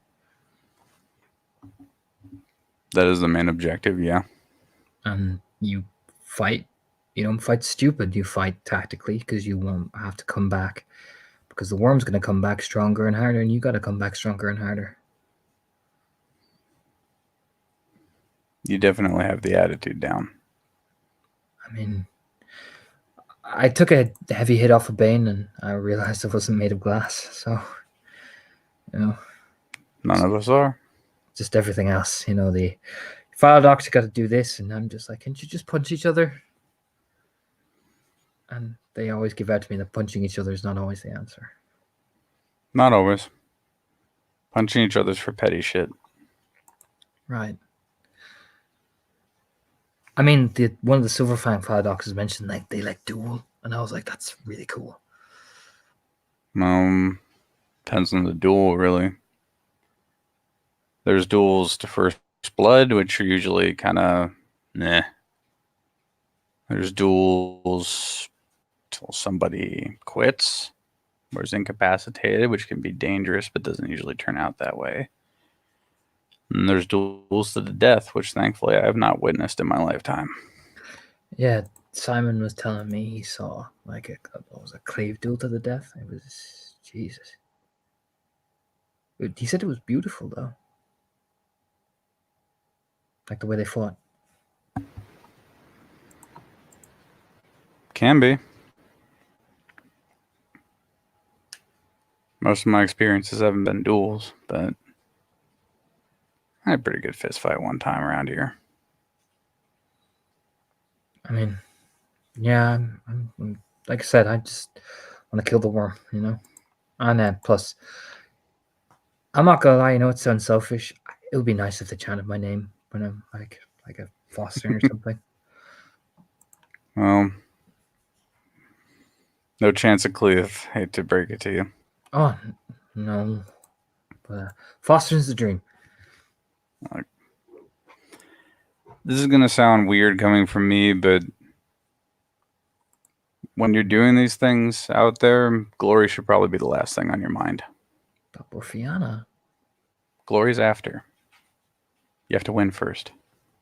But if I don't go in knowing it, I mean, this is what the Den Father told me. You go in and you know you're going to win, and that way, when they face you, they can't take your glory from you, can they? Sean shrugs. Your Den Father's a very experienced man. I'd listen to him. Because if they take the idea of glory from you, then they've already won the fight. It's one way of looking at it. I mean, I'm terrified of fighting these fucking remnants, or whatever they are, but I'll do it. Good.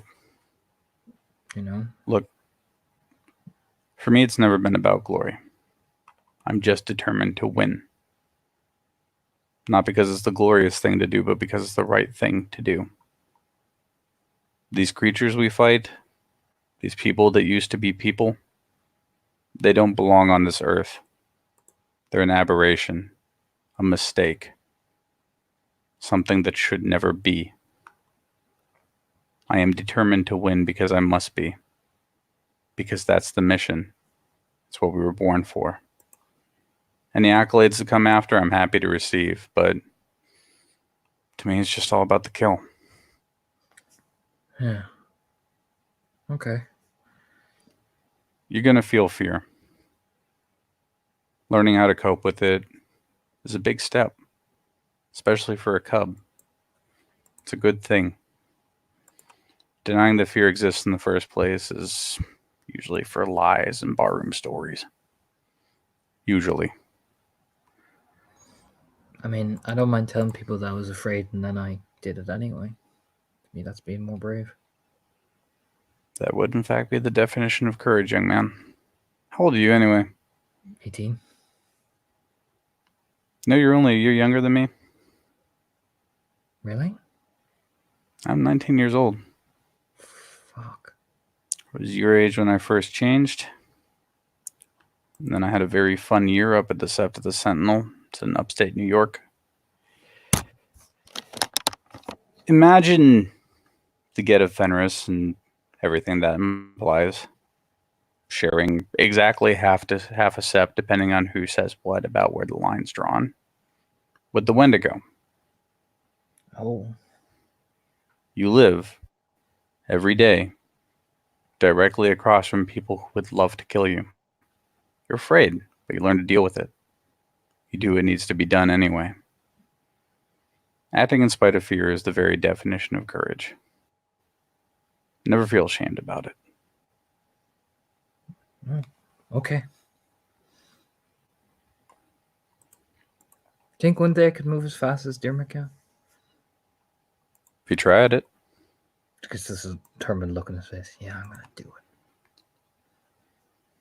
Look, the other side of what we are, we're blessed with the ability to push our bodies to pretty much the pinnacle of what it is to be.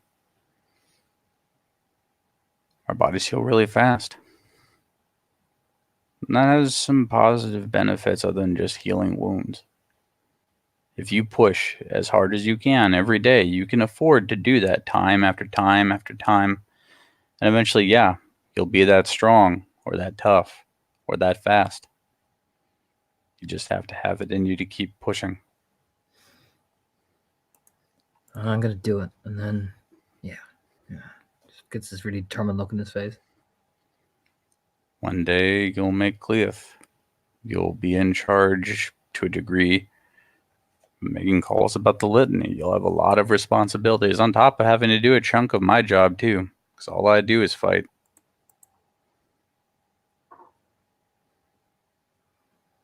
Yeah. But I can already tell you got it in you.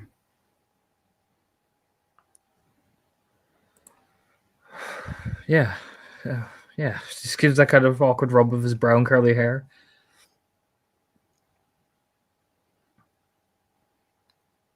You obviously understand right from wrong. You don't let fear get in the way. Very important traits. Very hard things to develop.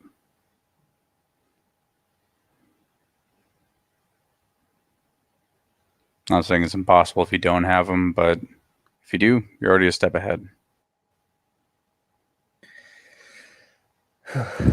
Okay. No, I can do it. I can definitely do it. Yeah. Of course you can. As long as you're alive and you're still trying, possibility is always going to be there.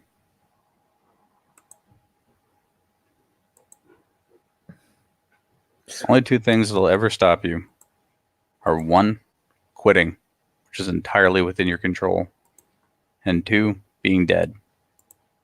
But you're still alive. You're not fucking quitting. So the possibility is always going to be there.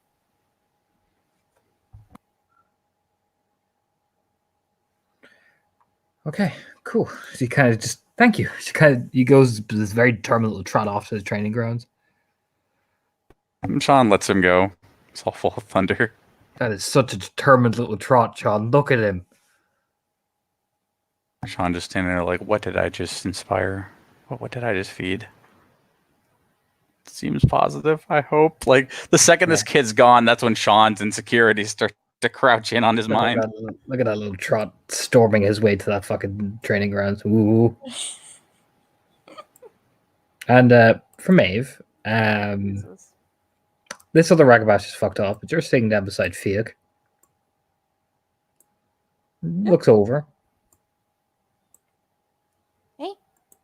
Flips Hello. the notebook back out so she can keep scribbling. What you drawing there? Well, not drawing much. I don't have any visuals for the castle, but No, the castle. taking notes forever and ever.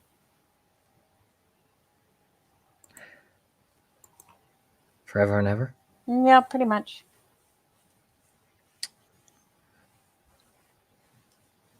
You know, if you find Jane's people, you you know. Yeah. Yeah. Not. I know you're gonna have to do it. You just, if they're from Mori, I understand. You know what I mean? I know. But if they're not, and if they're just irrecoverably tainted, will you make sure it's for her? Will you make sure it's painless as much as you can? Yeah, there's admittedly like kind of a pained look, but she Like, nods quickly. Just Don't won't. don't do the whole we're gonna cleanse them and try and save them shit. If they're gone, don't let them die screaming. All right? No. I'm more worried that they're gonna be where I'm not. Yeah. Well, if I find them first, I'm gonna take care of it. She actually reaches over. You know, he said he's sitting next to her, so just sticks her hand on the back of his for a second. Thank you. It's my job. You know. Still. Thank you anyways.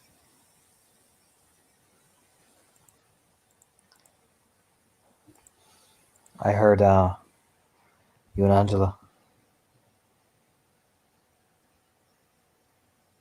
This is slow, thoughtful. Nod, like, yeah. Not like hesitant, just like processing. She's me sister, Maeve. She tells me everything. Well, yeah. Makes sense. Just, there's like the awkward hair tuck starts, all of it. I mean, I'm not gonna tell you not to. You know what I mean? You're a grown woman. You're both grown women. Is that the way they say it? I mean, it's the way I fucking say it. I like the way you say it. Just don't fiddle her around, all right? I wouldn't. I know everybody says they won't. You know? I don't want to make this as cliche as a 90s TV program as it already is. Just don't fuck her around, all right? Just don't do it. Even if it's really tempting, don't do it. I won't. All right. There you go. I've done my job. Brotherly duty done. Don't have to ever talk about it again because I don't want to hear about how you're diddling me sister in the fucking back garden. I'm not. Not yet, anyway. Just the little look like, why are you... Why? You wanted to keep talking about it. I don't. I'm done. We're still talking. Man, look at this notebook. It's great. It's full of there we go. notes. Point I'm saying is, I know you're not going to be with me. So,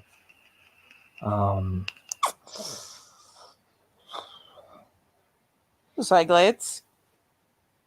I can't keep an eye on you.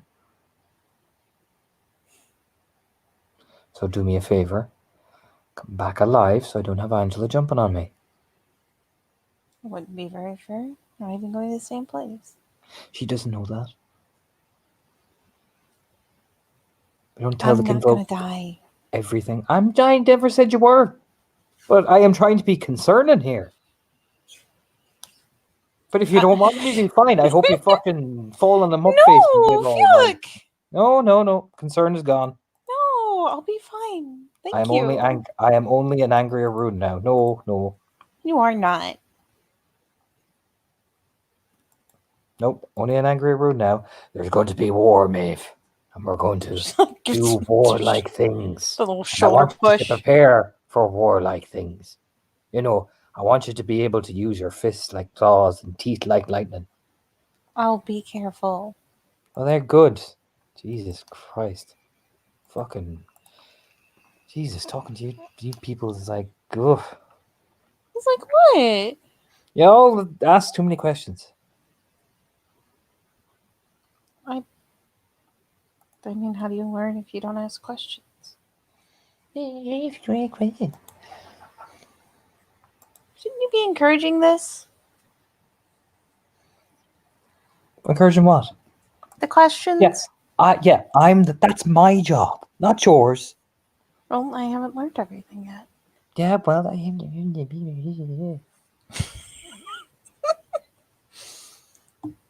look, all I'm saying is that we McCarthys appreciate things. I haven't seen my sister get happy and giggle to herself in a while. So, There's the little crooked grin like, aw. that before you start doing your little Lifetime TV shows, fucking little, oh, Fia, give me a hug. No. I'm just saying, we McCarthys notice things. We appreciate things. That's my sister. You know? She's good. You know. She really is. She like leans over a little bit. That's why I like her. Sage nods. The point I'm saying is, if you need anything, just, you know. Oh. Okay. And whatever anybody says, she isn't chasing you because you're a Macfion. There's like the... It's funny because that argument thankfully hasn't happened yet. So there's just like the kind of innocent look like, wait. Before anyone ever gets it into your head, before anyone says anything, I want you to remember me fucking voice echoing in your head like a frying pan. She's not after you because you're a Macfion. Okay? Okay. Donks you on the back of the head. Hey! It's like a frying pan. I told you. I want you to remember that little donk on the back of the head every single time. Whoa. Good. And if anyone says it to you, fucking tell me who it is. And you know what? I'll shit in their bed. What? I'm fucking deadly serious. What? They will wake up and their bed will be covered in fucking Well, horse they're shit. in it? Oh yeah, horse shit. It'd be like The Godfather except filled with shit. I mean, at least as long as it's horse shit, I would hate to wake up to you just crouching over my bed. I'm That would be over terrifying. your bed? No, if anyone said it to you, I'd be crouching over their bed going, hey! And then take a shit and run.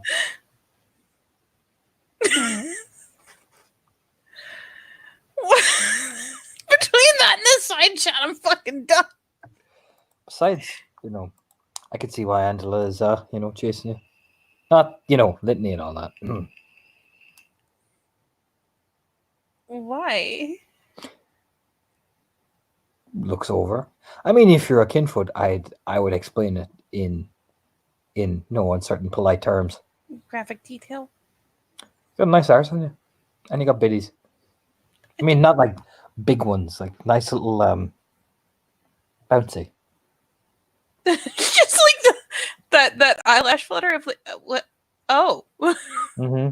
I imagine, it's quite an attractive thing. I'm amazed that fellas haven't lined up for you. I mean, they probably have. They're probably making bets. Probably.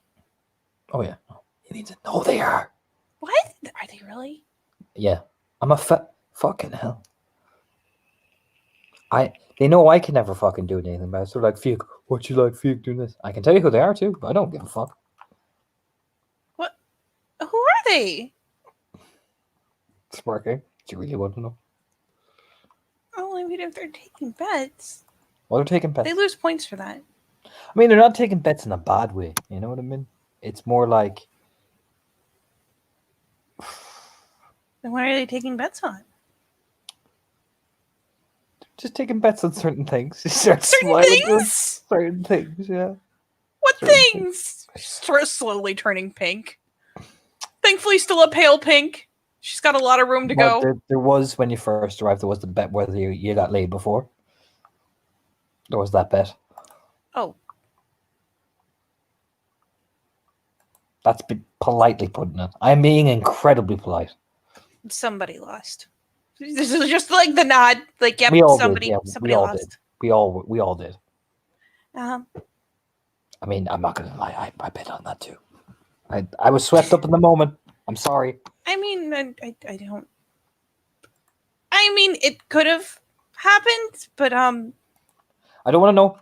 La la la la la la la la la la la la la. I wasn't gonna go into grisly detail. I don't want to know. I don't want to know. It's no interest. It's called Litany. Where it's called Save Space for Gaia, Maeve. I am leaving space for Gaia. But no, it was me, Pavel, Sigmund. Pavel? Oh, Pavel. Pavel was the one going, does anyone want to bet on this? I'm involved in this. Sigmund. He's the get. Sigmund's a dirty bastard. I love him. Oh! Oh, he's great. Oh, the shit he comes out with. Seems so sweet. Oh, he is. He's a lovely fella, but when the alcohol gets in him, fucking Jesus. Oh. He was over there like, that little ginger one now, I'd fucking give her the fucking go around. Whoa!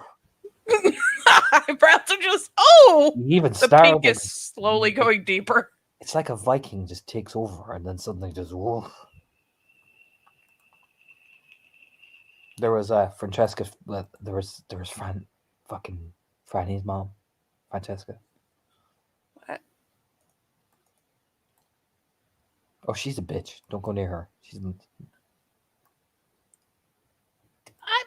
She's hot as fuck though. Whew.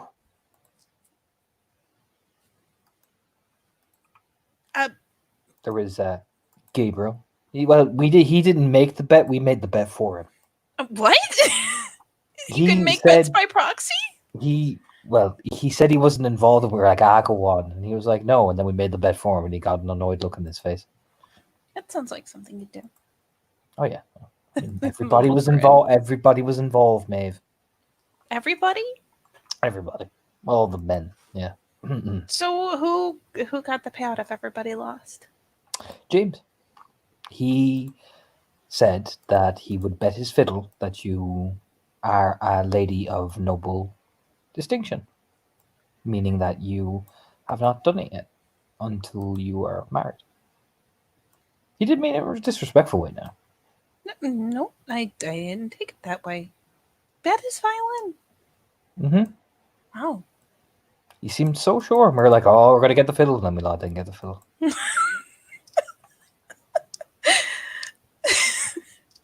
What were you going to do with the fiddle? I'm gonna play it. I don't know. I just want. Which ones do you even know how to play it? None of us do. That was the point.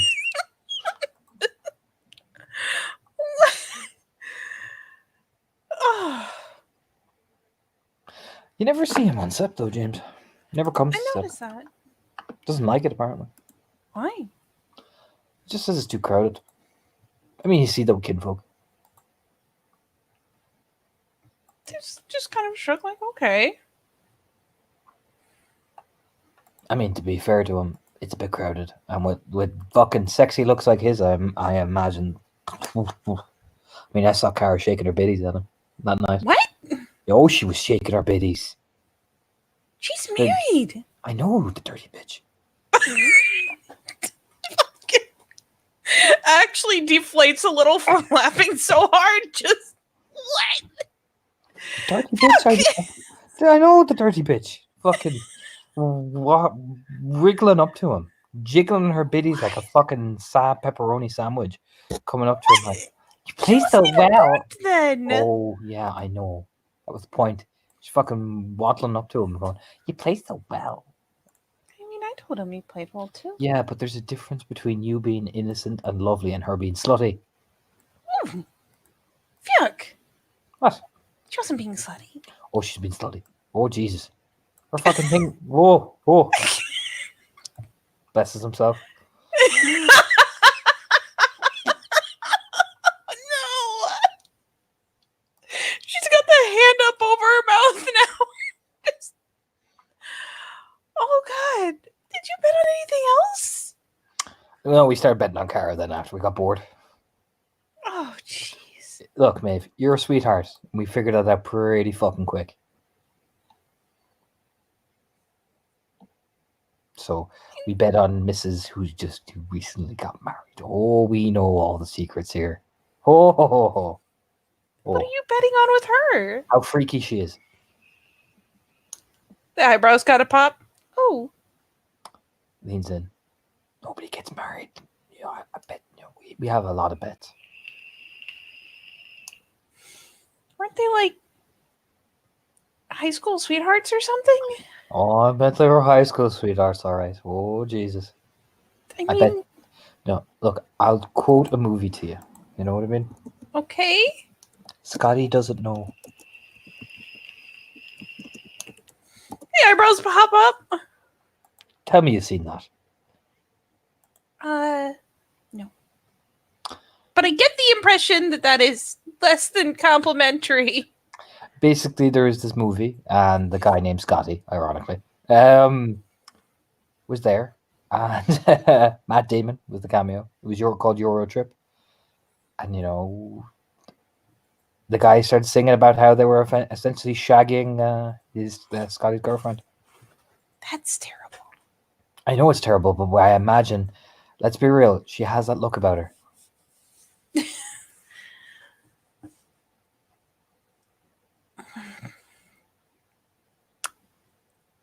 You know what? I will not intervene in this. You I mean, I'm not gonna fucking say, "Hey, Cara, I bet that you're a filthy fucking absolute fucking deplorable slut." Yuck. What? I bet she is. She's got that vibe about her that when she gets down and dirty, even Sean goes, "Oh Jesus." I mean, we don't exactly key into that. I'm not. I wouldn't be surprised if Sean actually walked in on that and went, "Oh," then closed the door. Probably. And then looked over at Maeve and then just ate angrily. That sounds like what would happen. I see. It's almost like I live on the road. I mean, I had Murtaugh go, "So, tell me, I won a battle. I have Murtaugh, man. You know how bad it is to have Murtaugh as your wingman? Maeve, I imagine it is very eventful. have you seen him? He's really big. Have you not And- heard what he says? Really crude. What does he say then, Maeve? I mean, I didn't exactly commit quotes to mind. Look, what I use Murtaugh for is, that fat friend you feel sorry for What? with the girl? You've been there. That one, that really ugly friend that you No. shouldn't. Okay. Well, usually there is always that friend that nobody wants to shag. You know what I use Murtaugh for? Because she's got the hips and she's built like a train. Mm. Well, he goes in and rolls up his sleeves. Go ask Sean. My Sean knows what Murtaugh says. I will choose to believe you. No, you're I gonna go. You go and ask him. You do have a pack link. No. She does. She just What's up? what? Oh God, what does Murtaugh say about? You can't see me, but I'm gonna do the poses on the stump anyway. There's like a glance around, like that hopeful You glance can because she probably wants kind of see him in the distance as he like doing a dramatic sways up and kind of leans, but on one arm and flexes a little bit. Hey, did you know I happen to have won the last 10 battles I've ever been in? It's 10 for 10. I tell you, they were strong, but I was stronger, and I definitely won. Not just for the glory, but for the thrill of it all. If you could literally see her like looking off as Sean is dramatically doing the pose. It's not that bad. Oh, just you wait. But if I mentioned the time I faced down 2 skull pigs at once, I won that battle too. The strength of my arms. Okay, it's still not that bad. Okay, let him keep going. Let him keep ranting at you, Maeve. Oh He'll no. rant out like that for about 30 minutes. Oh God, really? Oh, yeah. Oh, yeah. Sean's just sitting on the stump now. I watched him do this for an hour, and the drunker he got, the more that it like just straight up devolved until just kind of in intervals he'd be like, "Did I tell you about that time I won that battle?" Oh God. Mm-hmm. You know, He is war bastard. He is a bastard child of the concept of war. I tried to talk to Fiona McNessa, and I was in. She was giggly, I was giggly, and in strides Murtagh going, "So Fiona, did I ever tell you about the time that I won a battle? Eyebrows are just slowly going up. Oh, Did I also ever tell you about the time?" And then he spreads his legs. And we both realized in that moment that his pants were ripped. Oh! It just comes up like, oh no! Oh, yeah. And then she looked at me. And she went, "He's your pack mate, isn't he?" Oh no! And you know what? Yuck. And you know what? I lied. What? What? I said, no, he's not. I don't know this man. Oh, Yeah. Oh, I lied. oh I'm- yuck. What would you do, Maeve? Pulls her in by the shoulders. What would you do? Probably tell him there was a hole in his pants. No. You fuck. Oh, Jesus. Oh, Jesus, you're hopeless. I mean, not out loud. No, yeah, but you think that drunken fucker is going to listen? No, he'd be like, "Of course there is. I got it in the battle." Oh no. I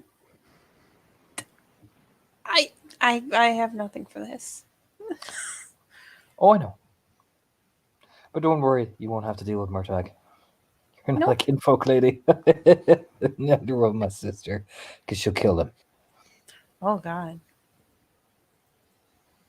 One time, Murtagh tried to hit on Halfdan's sister, and she was just fucking having none of it. What? None of it. She didn't give a fuck about anything he said. I've never seen somebody get ignored harder. There's a glance over. Did he hit on Halfdan's sister? Oh, Magda? Oh, yeah.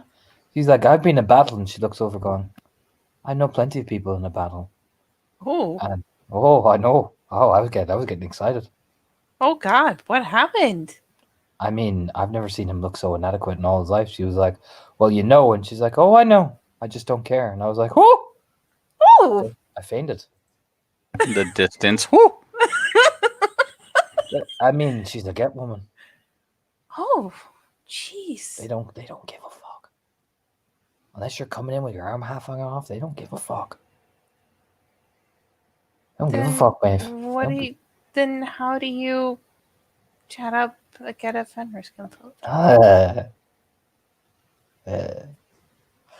You tell him you jumped through a wall of fire. Oh, fucking Jesus. Okay, you know what? You sound And like then you're you- pretty and- sure that works for And reasons. then you know why? Then you know what happens? They open their legs and they let you fucking go under the table, and away we go, Bessie. The eyebrows are trying to escape into her hairline. Okay. What? It was one of Magda's friends, and her name was Gerda. He Gerda. says it exactly like that, Gerda. You're muted, Bob, but I love you. Gerda.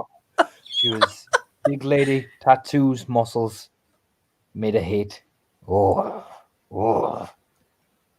Then, You start vibrating the knee like thumper. you know, how if that's your type, are you going after Fiona? Because Fiona's beautiful. You don't have a very limited type then? Look, Maeve. Maeve. What? Whirls around the head whirls, the fucking even little bit of braid that he has whirls. I don't know what You kind listen of... here now, Missy. What? Hold on. I am speaking now. Oh. That lady is beautiful. I don't disagree She's with you. absolutely beautiful. And I may like my muscle-bound women full of hate, but I wouldn't be a Fiona if I didn't look over her going, I could marry that.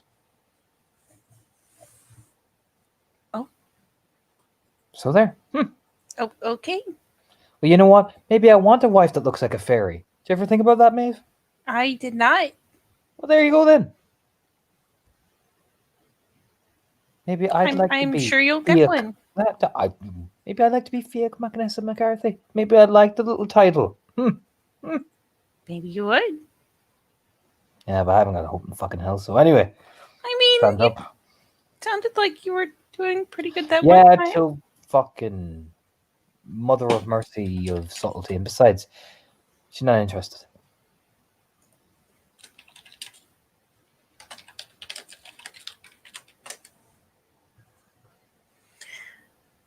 I'm sorry, Fiona. That's fine. I have Gerda. He starts walking off. Oh. Says that with a shake. Gerda. She just does a little head shake, like, oh god. It's like maybe 2 minutes past. Maybe you look like a fucking tomato. What did he tell you? What? I do not. You look like Everything's a fine. fucking fire hydrant. I do not. Look like a fucking something that's He's red. been gone for like 10 minutes. I'm not. Still. Pulls out the Just hand did- mirror. What kind of shit did he say? Nothing. Clips the mirror shut quickly. Puts it back in her pocket. Was he just talking about like getting laid? Yep. It's the kind of shit that usually makes you go red. It does. What do you got to flush about? You got like a girlfriend stuff. There's like that pause in the blink. How did you know? Oh, I have no idea how I would miss someone with fire red hair and piercing blue eyes who every time I get near wherever the two of you are socializing, which is a lot of the time, by the way, she looks at me, looks through me. If her eyes were daggers, I would be thrice pierced. She's just protective. She is very protective, like a dragon sitting upon its Macphaeon hoard. I was not a horde. She was just. I being mean, I'll protective. look, dude. I don't think she's going for you because like you're a Macphaeon. I think she's just into you. I am now starting to appreciate that is a thing, and Yeah, appreciate it a lot. like I think she's just into you, dude. She's got that vibe where she's really about whatever she's about, and what she's about is you. I dead ass thought you two were already going out. Oh, really? You two give off that couple vibe, man. You do? Yeah.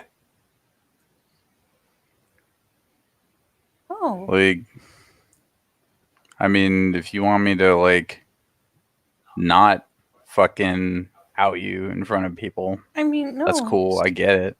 Just not until after the battle. Yeah, no, I get that too. But yeah, dude, if you can't see that she's into you, you must be fucking straight up blind. I have figured it out. Cool. Are you into her? I really like her. Cool. Enjoy it. I'm serious. Like, dude, I know that I'm me, but this is the best advice I could possibly give you. If you can't enjoy the parts of life that are available for you to enjoy and are frankly worthy of the endeavor, then there is almost no reason to be alive. I mean, other than our true purpose under Gaia and all that good shit. She's That's like what at I'm this about. point, just like leaning her elbow on the table, has her chin in her hand as she's like glancing over in the vague direction that Sean is. Like, I mean, that's what I'm about. You know me. I'm down for the win and I wish you'd Gaia smile and more. fire and what? I wish you'd smile more. I mean, I'm not really a smiley dude. You could be. According to some people, I smile far more often than even I am aware. I mean, that's probably true. No, I've got what I'm about. What I'm about's being the best rune I can be and killing the worm. And I try not to bang that drum too hard because people start freaking out when you go like full on. But that's just kind of what I'm about in life. What about just enjoying things in between fighting the worm? Killing the worm's what I enjoy. Like, it can't be the only thing you enjoy, Sean. It's the best thing in the world. You're ridding it of an aberration that would undo us all. Yes, but have you ever heard of things like friends and just dancing or singing or reading or I don't know, anything. Just I read books. Nobody thinks I read, but I read books. well, that's good. There are these like books that were like they're translated, but they're books that I can read. They're about a dude in like totally not medieval Poland What? with like monsters and stuff that he hunts. That does sound like something you'd enjoy. And he's in like a super toxic relationship with one lady, but there's another lady that like wants to be with him and he's being kind of a doofus. Yep, this sounds like something you'd like. Yeah, no, he's super cool. Sean, you're ridiculous. But yeah, I totally read books and stuff. It's just that one thing that's my thing that I make sure I enjoy. I mean, it's a good thing to enjoy. That's not wrong of you. Just it'd be nice if you could enjoy the parts in between too. Sean shrugs. It's just not really who I am, man. But I've got that. And I get that you're like dutiful and all that. I'm not questioning that. I'm just saying that this person who obviously you enjoy and enjoys you is there. And just leaving it on the table seems fucking silly. So take it at your own pace. Do whatever's comfortable to you. Live your best life. But I mean, that's the plan. yeah, I don't like forsake that for some weird reason. I wouldn't. Cool. Well, now that I got that on my system, Yeah. I have to figure out words. Barring a second case of divine intervention, I will just keep enjoying that. Badass. It's great. I'm glad to hear it. For a second, I thought you said that ass, and I was like, what? Oh my god. Man. Now I just got to figure out what I'm going to say to Carol. Why? Because I feel like there's something there that I'm not seeing, but I should be. What do you mean? Something. You're not spiteful, so you don't get it, which is not a bad thing, but it also means you're not equipped to get it. She just talks like the girl that was always the prettiest girl in high school. She doesn't There's a know how root to else all that. talk. It's the same reason I talk to shitty to people sometimes, a lot of the time, many times. There's something that drives that behavior. I want to figure out what it is so that I can help her. Aw. I think maybe she'll have an easier time in her fucking life if we get to the bottom of that. Probably. Definitely. Like that. And as another equally spiteful person who has learned to tamp it down in the name of, I don't know, being a functional person, I would like to help her. Because I guarantee you there's something deep and shitty that makes people lash out like that.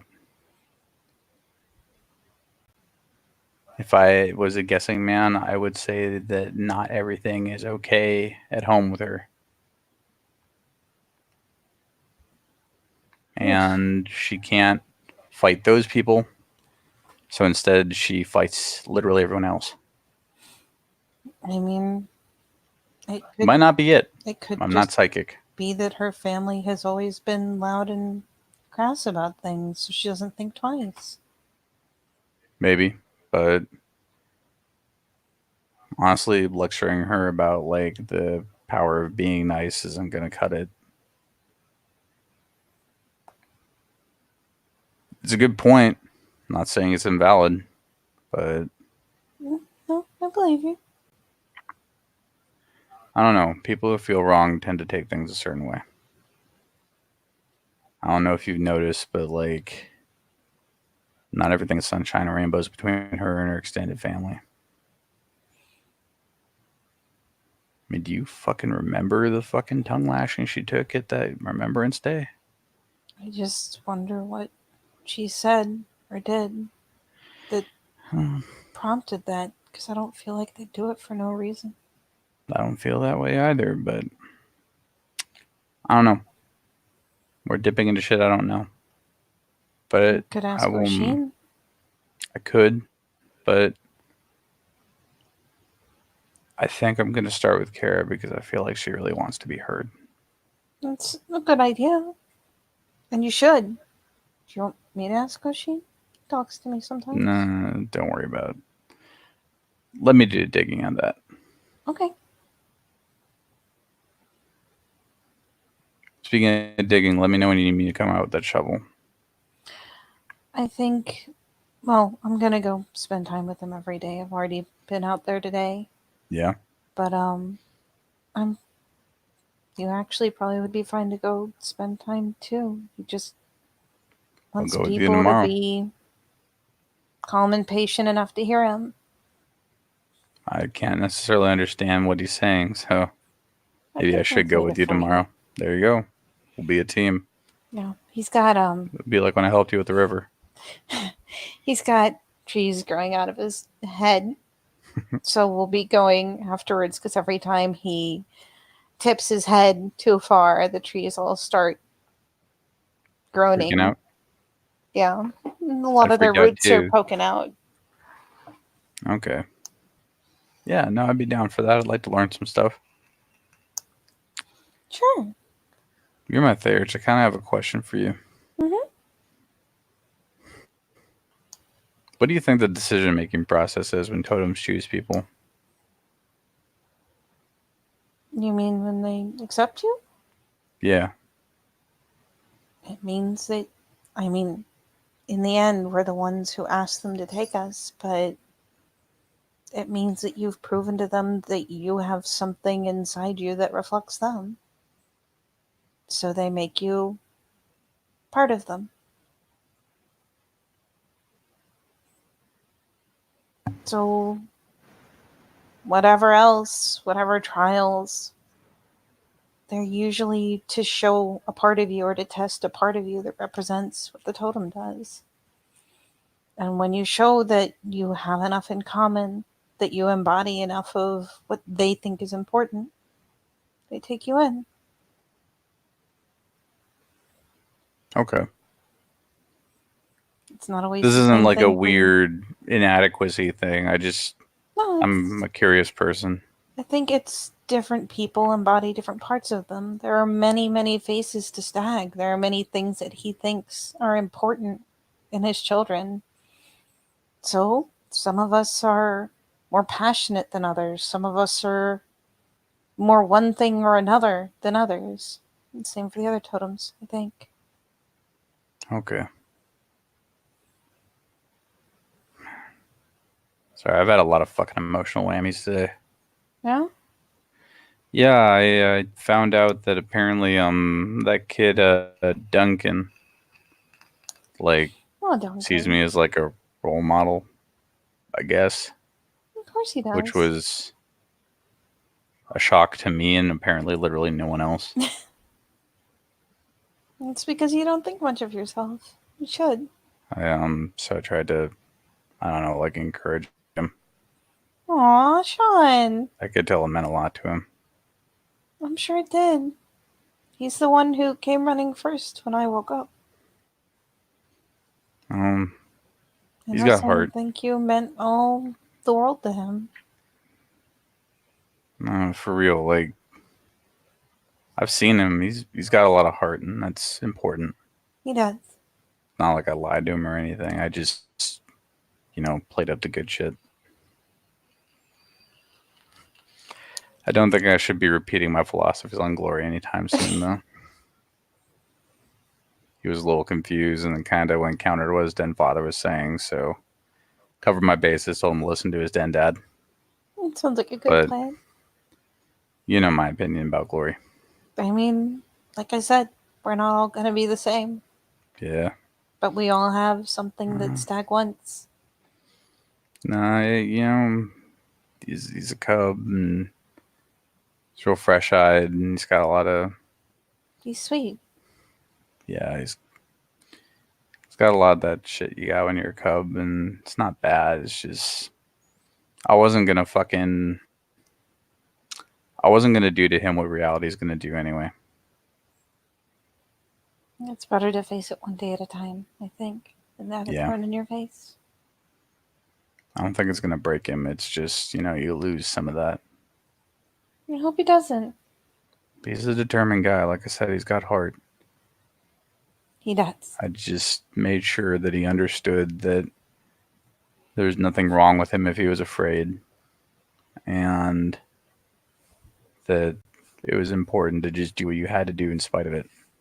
It's the best thing I could say to equip him to go out there. It's not wrong. It's what all of us do. I also encouraged him to attempt to be faster than Dermot one day. Well, I It's obviously- suppose sooner or later he'll be training with them. I mean, it was obviously, he has already been training with him, but it was always like a goal of his, like how I want to fucking beat Sasha. His like mentor mountain's Dermot. So, I told him, yeah, if you try fucking hard enough for long enough, the way our bodies work, one day you may in fact be faster than them. It's possible. Before I forget, because up? I realized I haven't even told you. Yeah, After the battle, well, after After the the battle. scouting trip, after scouting. I'm gonna go with Insert Animalia into the city for something. Oh. Delicate touch? Mhm. Yeah, okay. I could see why I wouldn't know about Extra that. pair of Theurgies. I mean, we only just talked about it. I asked No, if they no, minded me that- coming along. It makes sense. I'm going to ruin. If we're not there to like hit somebody, I stick out and said he's like a sore thumb. Yeah. No, it makes total amount of sense. It's a good call. I trust them. They're good guys. They They'll be are. all right. No, look, I know that I've been one rough pecker, especially around other packs. Pride and all that.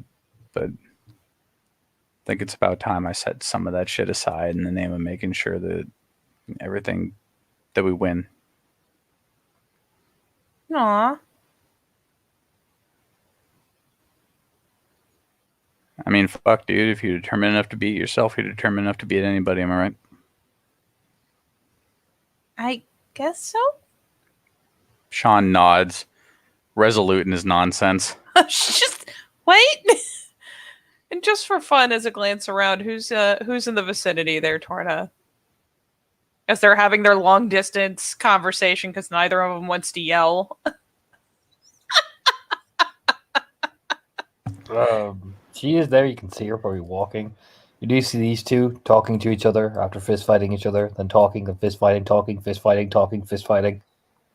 That is some intense talking, fist fighting. That is girl talk on a whole nother Really fucking level. Fucking intense, man. Fuck me.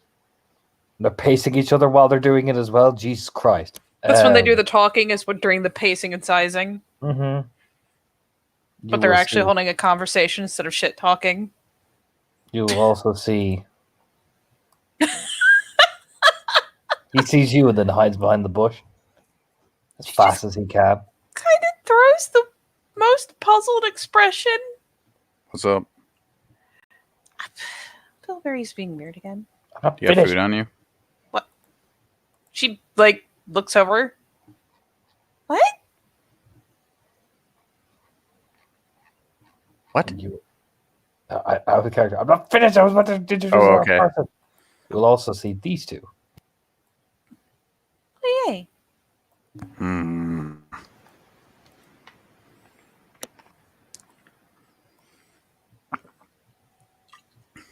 Hey, Maeve, speaking of your girlfriend.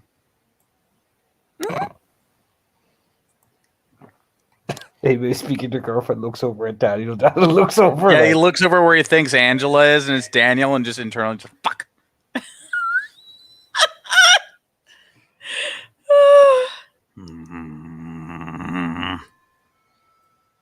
I am a master of self-control. Oh, Sean, he's never done anything mean. Master. And also, You the warder's know- over there. We do not talk to the warder without a reason. Why not? He's a person. Yeah, but he's fucking busy, dude. Can you imagine how many responsibilities he has in like a day? Can you imagine how nice it would probably be to just have a normal, relaxed conversation with someone when all you're doing is working? I mean, doesn't he have like kinfolk? Yes. I bet he has great conversations with them. I bet he's a family man.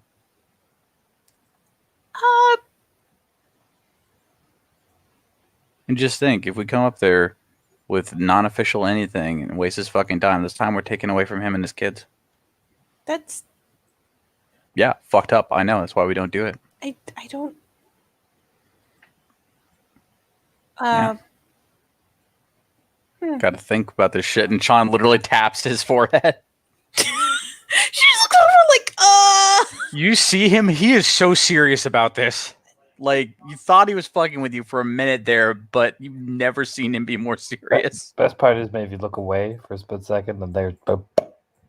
Oh. Jesus, she's good at that. She just does it. I mean, that is his family. She just... Oh, well, there you go. He's talking to his fucking kids. Let him do this. Not his kid! Sean! Sorry, Sean, no! I needed a minute.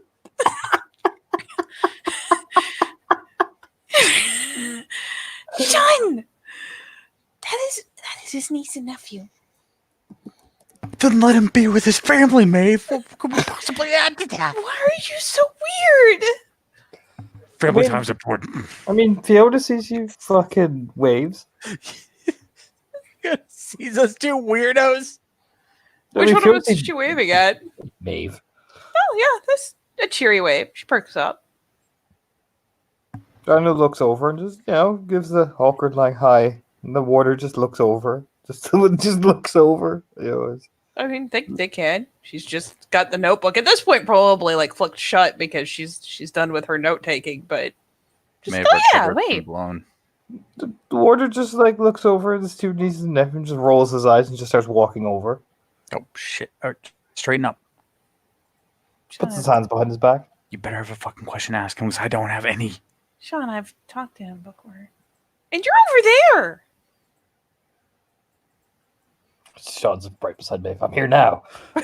Yeah. Sean, puh. Sean just like, I've been walking towards you this whole time. We're in Oh. the same trap now.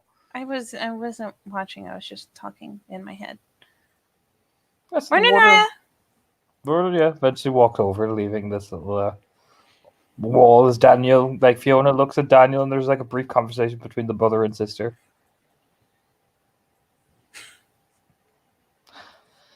Hello.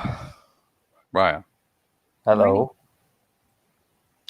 Morning. How have you been? Not too bad, I suppose. How have you been, young lady? Been very well. Good. I haven't seen you around as often. Aside from doing your duties, of course. Oh, of course. I'd be happy to come by again. I'm probably overdue to spend some time hanging out with you on anyways. Oh, well, my niece wanted me to ask you since I'm the big guru, you know what I mean? Aw. Oh, yeah, it's one of my jobs as the warder. And as a ragabash, I have to do favors for everybody. Don't worry about it. It's all part of the service. Oh, you're too kind. Smirks to himself like, I made a joke. Laugh at me, Sean. It's that look, you know what I mean? All I can remember is the kinfolk and fucking Wolf's Maw with the sign, just laugh. Oh my god. The best part is the warder looks over going, laugh, Sean. I've just like glances over like, oh buddy. Looks back at the warder winks at Maeve. So, Sean, we're around. Right. How you doing? You good? On Yes, point? Raya. I'm Patrolling? You patrolling? Are you? Are you? Yes, Raya. Oh. I want you to list every plant you've seen so far.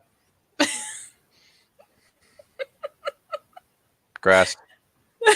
Barley. More barley. There's a lot of barley. Well, there is. Some trees. That's a good plant watching, Sean. I'm glad we have you on our side. All Sean encounters in the farm tours are grass and barley. I am glad we have you, Sean. Pats a shoulder. Thank you, Ryan. No problem. Maeve looks like she's about to fucking die. Anything else to report to me, Sean? Did you see anything?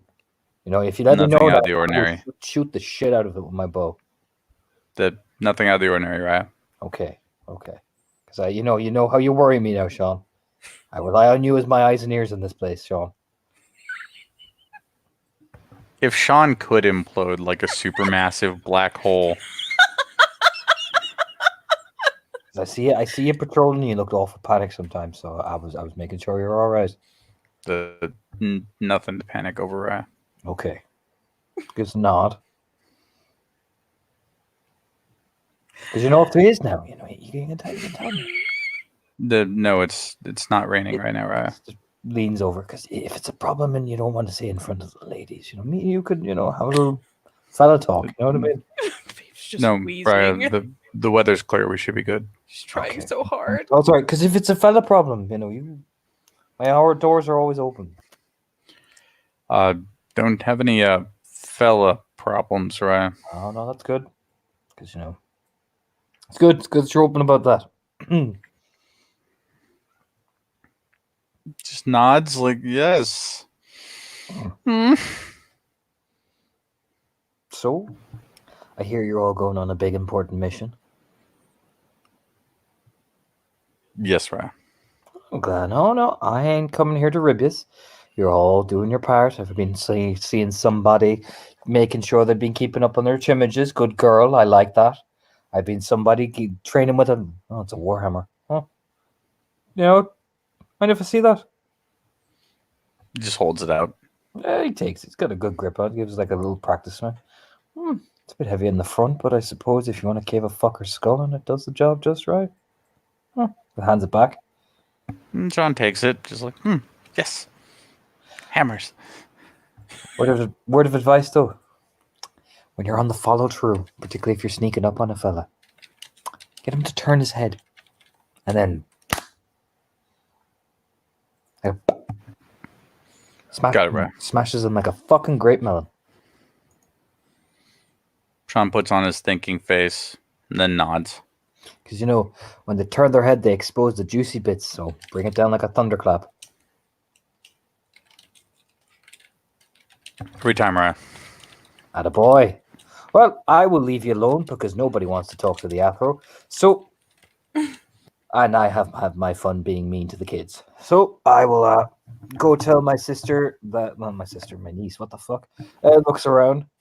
I will go tell my niece that you're socially awkward and that she's socially awkward, and I will be back. He puts his hand behind his back and starts walking. Always a pleasure, Ryan. Oh, no problem, Maeve. Better see you for dinner and over there in a couple of days. After all, Daniel might get his knickers in a twist. Just the big bright smile. Sean leans back on the pack link. I don't even know how much of that was him fucking with me. Pretty much all of it, I think. The plant spotting thing, definitely. Look, man, I do the chores on the farm. It's just grass and barley. That's That's why he was teasing you, Sean. A lot of barley. everyone forgets the waters of Ragavan. Well, apparently we're about to have tea time with the Magnessus. I'm sure Daniel will be the politest flower on earth. I've had dinner with them before, Sean. A magnificent daffodil. I had breakfast with them too. You actually see him walking over to Daniel, like saying something and docking Daniel on the back of the head. The fuck did he hit him for? That's great, though. I'm glad I was here to witness this. And points at Sean, and then points at Maeve, and then points at Daniel and Fiona. Points and just point. So much That's a lot fucking of- pointing. How many points does it take to get the point across? That's a lot of pointing. As many as a Ragabash thinks are enough. So a lot. It's a Kind of metric glances at the bush again fuck ton of suspiciously. Pointing. What's in the bush? Bilberry? He's probably trying to filch something. Like what? Whatever he can get his paws on. Like what? Bilberry's basically a kleptomaniac, Maeve. He is The not. things he accrues over time mean nothing to him. It's the take. He is not.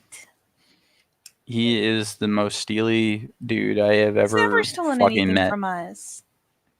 Well, yeah, he likes us, but like I have been a witness to his thefts. What thefts? Just weird shit. Fucking sticks of gum. Not like the wallet, but if the wallet has a chain, he is about that. Fucking never takes wallets. He understands people go looking for wallets real hard, but he'll take the fucking wallet chain. Just looking If you at have him a like, cell phone and what? has like one of those little cell phone hangies on him, he is all about the fucking hangies. It's the little shit that bothers you, but you can't be asked to look for it. That's what he goes for. Or if you have food.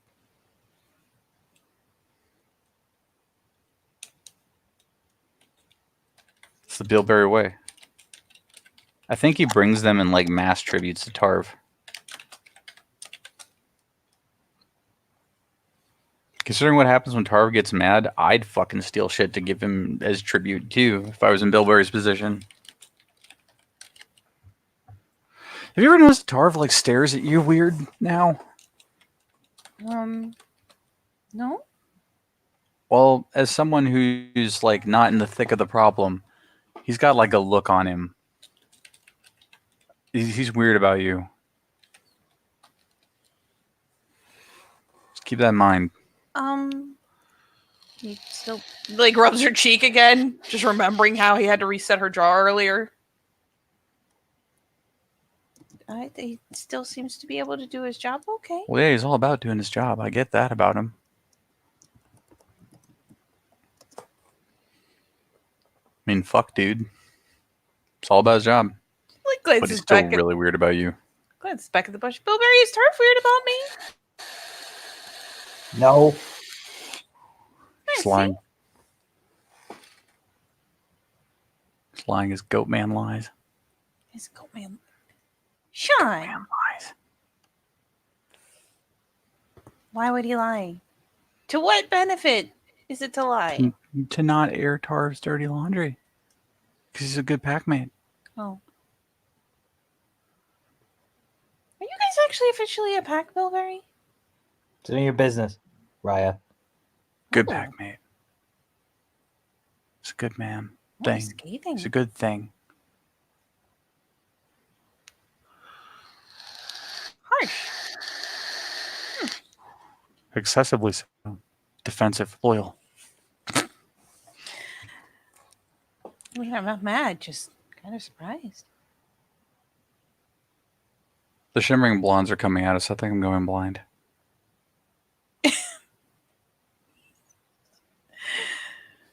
You're not going blind.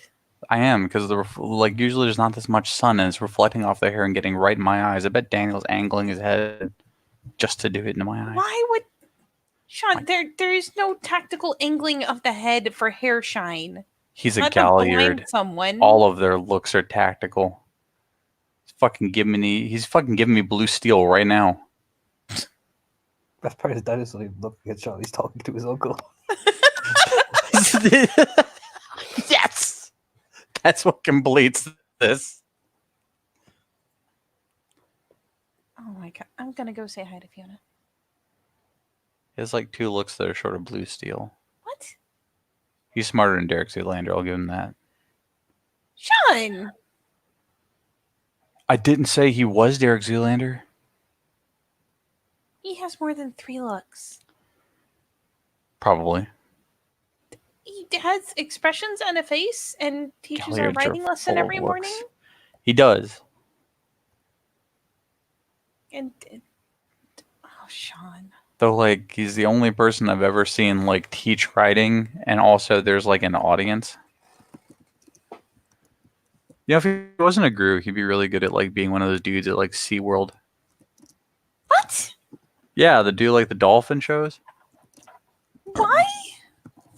Because they teach people about, like, aqua stuff, but it's, like, a big crowd. He'd really appeal to the ladies. This is aqua stuff and the fucking look.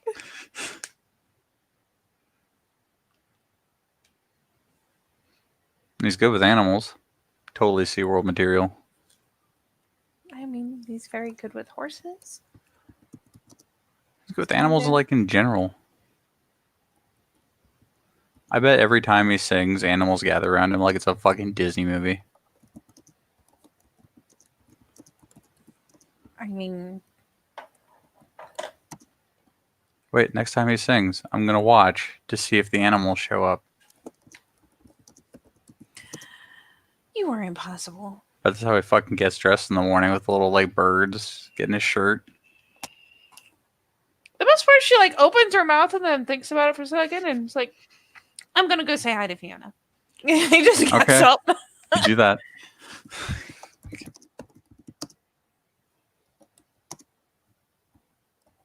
Because sitting there and saying there are definitely no animals in his bedroom from a position of knowledge is not the best look. Just gonna get up, go to say hi.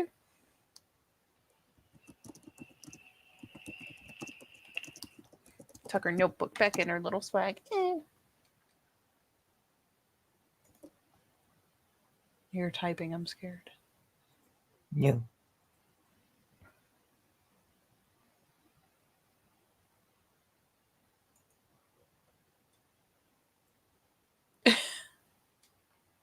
But yes, Say hi to Fiona. yeah, she gets up and starts toddling over.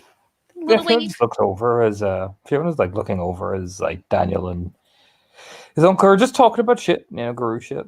And Fiona will look over. Hey. Hi. Hey, sorry, I haven't been around much. You're a guru. Well, yeah.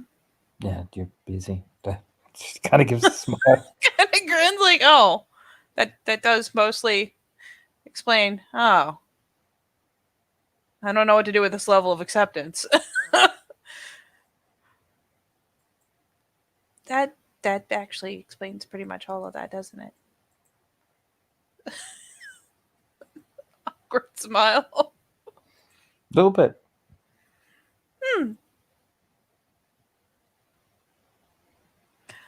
So what have you been up to? Kinfolk stuff? No. Kind of leans to give it a little nudge, like, eh? More or less. Keeping everybody going. The song was beautiful.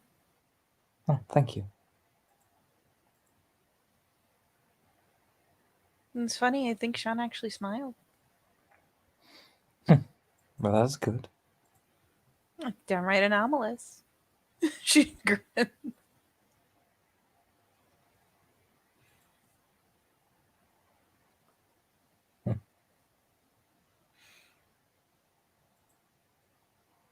So how are things otherwise? Been up to anything else, or just No, just hard on the morale train? our job. That's true. It's keeping everybody going here, so. Well, you work hard. People see it.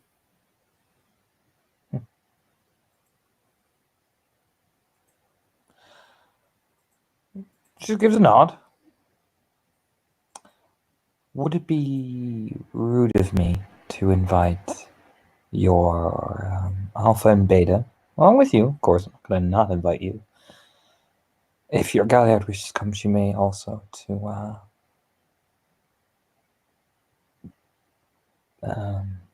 kind of, rubs the back of her head. Vent at the inner castle. When after the, kind of gives that kind of hand gesture. It's all going good on the conflict, of course. Of course. No, it wouldn't be rude at all. It's more, I figured that, she leans over, it would, help my brother, There's been a lot of tensions, and it would really, do me a favor if my father and my uncle actually saw my brother actually getting along with people other than his pack. Of course. It's no That's problem at why all. I hosted a little thing. It will be a good way to, she leans in, fill in on some important news. That's why I'm making sure your pack are there, because they're going to want to hear this. Of course. Do you need help with anything? No. She gives a hand. Oh no. It's more, you're going to want to hear this. I want to make sure that the people that are, important to you are there. Okay. It's nothing too serious. It's funny because there's that little head tip for a second, as though it never occurred to her it could be a negative thing. She kind of will gesture like, let's leave the boys to talk about things. Mm-hmm. She kind of moves off to the side. It's in relation to one of the events that they'll be mentioning. Is in relation to kinfolk returning home or coming here. One of those will be your family. Oh. It's now, looks around. I know I shouldn't be telling you this, but I'm going to anyway. But I need you to keep this quiet, and I haven't told you. There's little nodding. Just, walks close. They won't be here in the new year. They'll be here in midway through January. There's been some delays, but they are out of New York. Just a relieved little smile. It's basically they have to go a different route than planned. Certain complications. I mean, as long as they get there. They're safe. They are safe. That much I have been told. That's all I can ask. It's going to take some time, mainly due to some things happening. They might actually have to come to Trispiral first. Which means they could be arriving with a contingent planning on coming here. I don't know when they're coming here, but they're planning. Sure, that'll be fine. The O'Howan family are a representative of Trispiral. They might be the ones leading them here. Oh. They have some business here on Sept. Promote good relations. We have always had deep ties to Trispiral, but they'll be coming in late January, early spring. So I am trying to make sure that it's arranged that they arrive with them. Thank you. I should tell you that the reason, and I'm not supposed to tell you. Lean in. New York is not safe. Really? She's just quick. You could barely see it, that imperceptible shake of her head. A little bit of lip nibbling, but I mean, it's big, earnest looks she's giving. She's very open. It's not that things are happening, it is that certain people are taking precautions to make sure that certain things are in place. That's what I've been told. Okay. It's nothing you should worry about. the moment, I can't. Even if I wanted to, I really can't. And knowing they're safe, a little shrug. It's enough. Well, they are not. I'll put it like this: they have recently left America. They are en route. They will be traveling, landing up through England, and coming to Trispiral, having some hospitality in Trispiral while this incident handles itself. It'll take some time. Okay.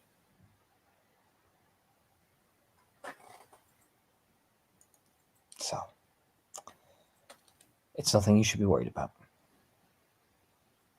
Yeah, she just, bless her heart, Maeve, honestly, gives a little nod and takes her word for it. Face value. Thank you for letting me know.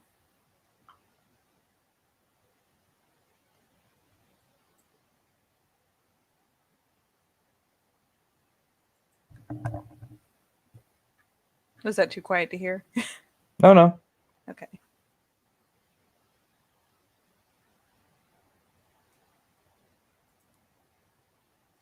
And we'll definitely be there. Just tell me when. I'll bring them.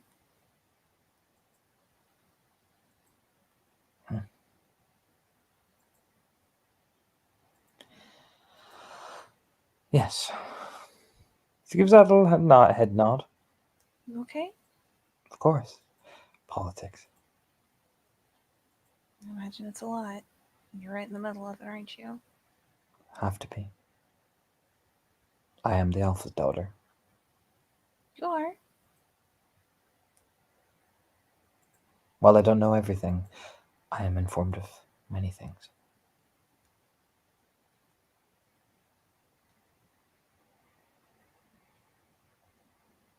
You want me and Angela to come by sometime soon? Give you a chance to just be That Fiona would for be- a little bit? Look over. Are you sure you don't want some time for you and Angela? It's like that moment where she's like, how does everybody know? She leans in. Not everybody knows, Maeve. And those who do know only know based off Angela's subtlety. But I know. And I have kept it quiet. As far as the majority of said things, you and Angela are good friends. We're keeping things pretty much like they've been until after this mission's over. Well, until then, I will make sure they stay that way. And besides, we still love hanging out with you. Oh, I was teasing. Sticks her tongue out. Yeah. If you want me to keep it quiet, I can for you. Yes, until after the scouting mission. It just nods once. And kind of looks off. You get the impression if Fiona MacNessa says, "Oh, they're just friends," the entire step's going to go, "Oh, they're just friends." You know what I mean? Fiona flexing. Yeah, it's that little subtle, like, I am the foot of gossip by this place.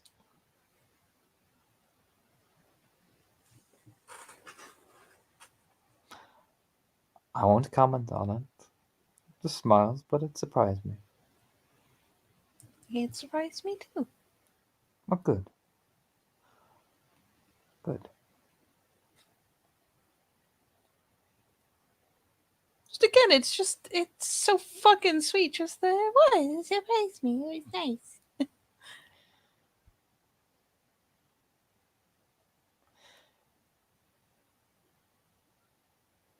Look over. Are you really trying to be nice to my brother? It's a bit of a puzzled look. Maeve, Daniel, as much as he is brooding, I know him.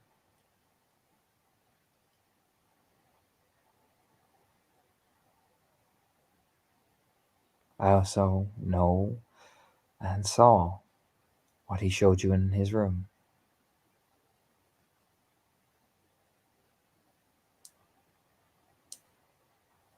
He's just a very good friend. He's someone I feel safe with. Okay. As long as that's all it is. That's all. I promise. Just nods once again, so graceful. You know what I mean? There's no and she's not being threatening. It's just a very, very. It's so elegantly put. You know what I mean? Mm-hmm. No, that's actually scarily smoothly done. Really. She's like I'll put it like this, man. Fiona is the same age as you. She's 18. But the way she handles it, it's like it's like you're talking to you've seen some of the fancier highborn women. You know what I mean? Yeah, and it's funny because like there's that half-second moment where she wonders if she should explain, but Fiona just is so composed about the whole thing that she doesn't feel like she needs to. It's just, well, that seems to be it. Yeah, just done.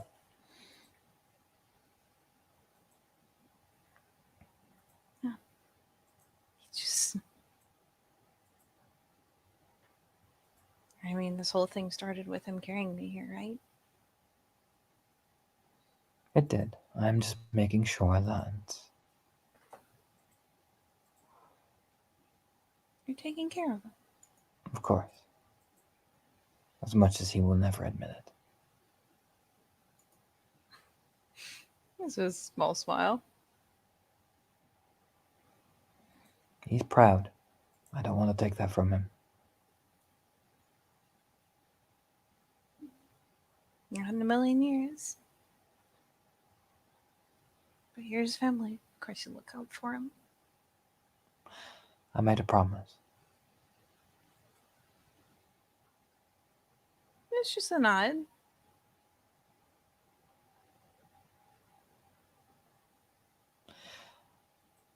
And one of those promises was to get him to be a bit more inclusive. So, since you are his friend, I thought I would come to you first. And I could get 2 birds with 1 stone in getting you some comfort to know about your family.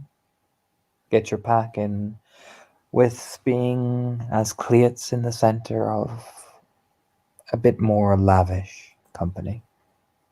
It's not often the Cleats get invited to these things. I'm sure they'll be excited. I will say, she leans in, try and be as polite as you can. Don't be afraid to be Fiona. But just don't be, I'm going to say this around you, and you will never repeat that I said these words. There's a nod. Don't be a fucking cunt. The eyebrows just pop the up. lady, like, you know what I mean? You get to, she spent way too much time around fucking Angela. It's one of those things where it's like if Sean could have heard that, she knows the immediate thing in the back of her head would have been about 50% more into you. But it's just like, oh. And the lady like tone adds a certain clip to it as well. Just whoo. No, just whoo. Okay. I'm not talking about you. You are absolutely divine. But I think we know that certain people, and they are Guru, and they have their rage, and I respect that as much as the next. But please, not in my fucking home. I don't care who they are, what they are, what tragedy that befell them in their first change, or what event that made them.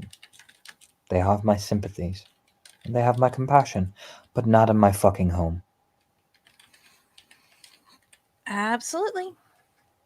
And she gives the most Fiona stare you've gotten off Fiona. It is not in my home. You know what I mean? Oh. Wouldn't dream of it.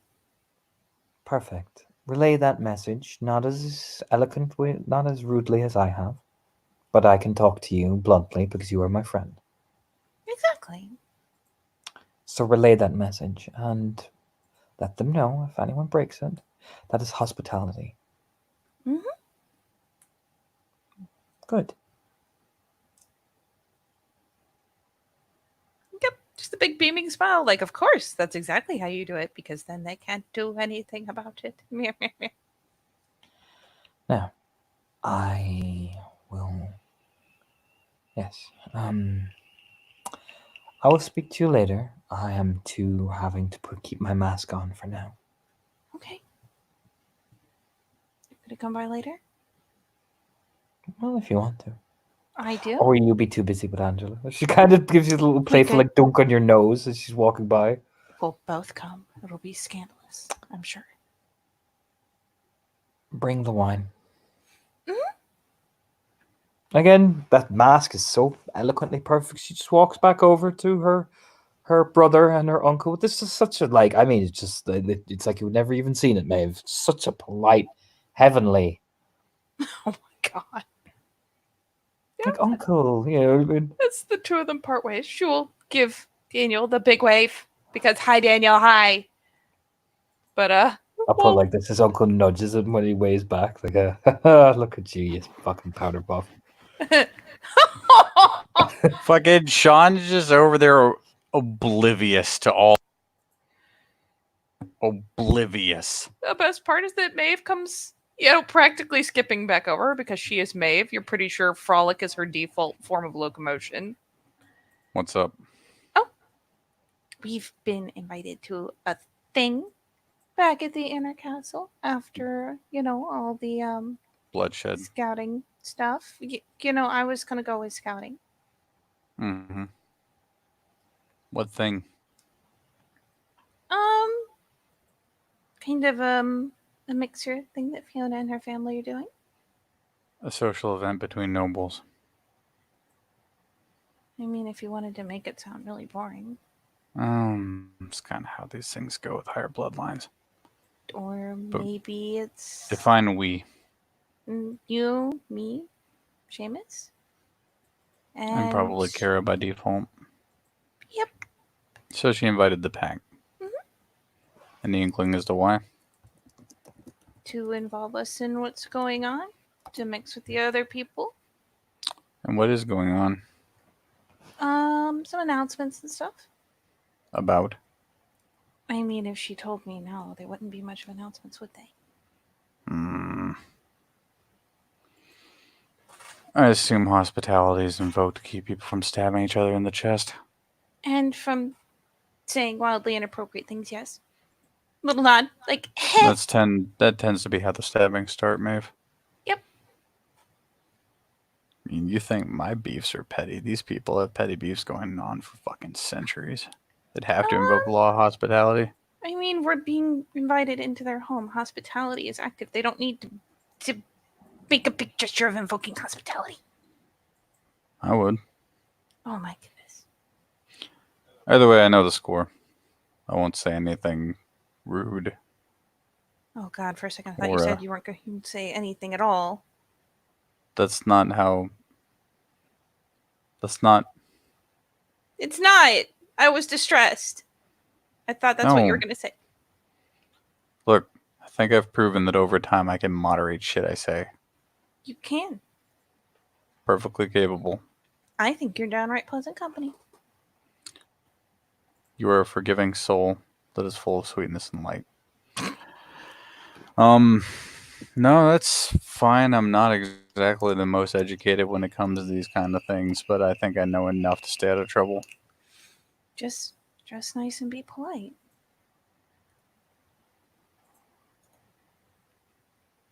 Right.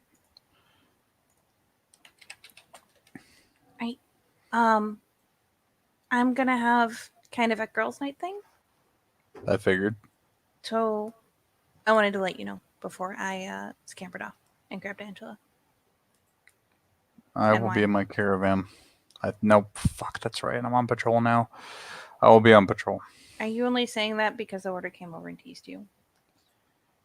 No, in 30 minutes I'm actually supposed to be on the south wall. Okay. My turn. So I'm going to take this lovely hammer and go be dutiful. Make sure you switch shoulders every so often or you're going to have like one really big bulky shoulder. Like That's she not- like that shrugs up her shoulder like gear. Okay, Maeve, that is not even remotely how exercise physiology works. But it's funny. It is. Cracks a smile. Probably leans over and like pops him a little peck of a kiss on the temple because he humored her. Right. Let me know if you need anything. Unlikely, but I'll keep it in mind. Just go enjoy life. I will. Pulls herself up, like, yes. Good. Scampers off after Angela, waving. Did you want to end it there? Yes. Good. No. Buttons.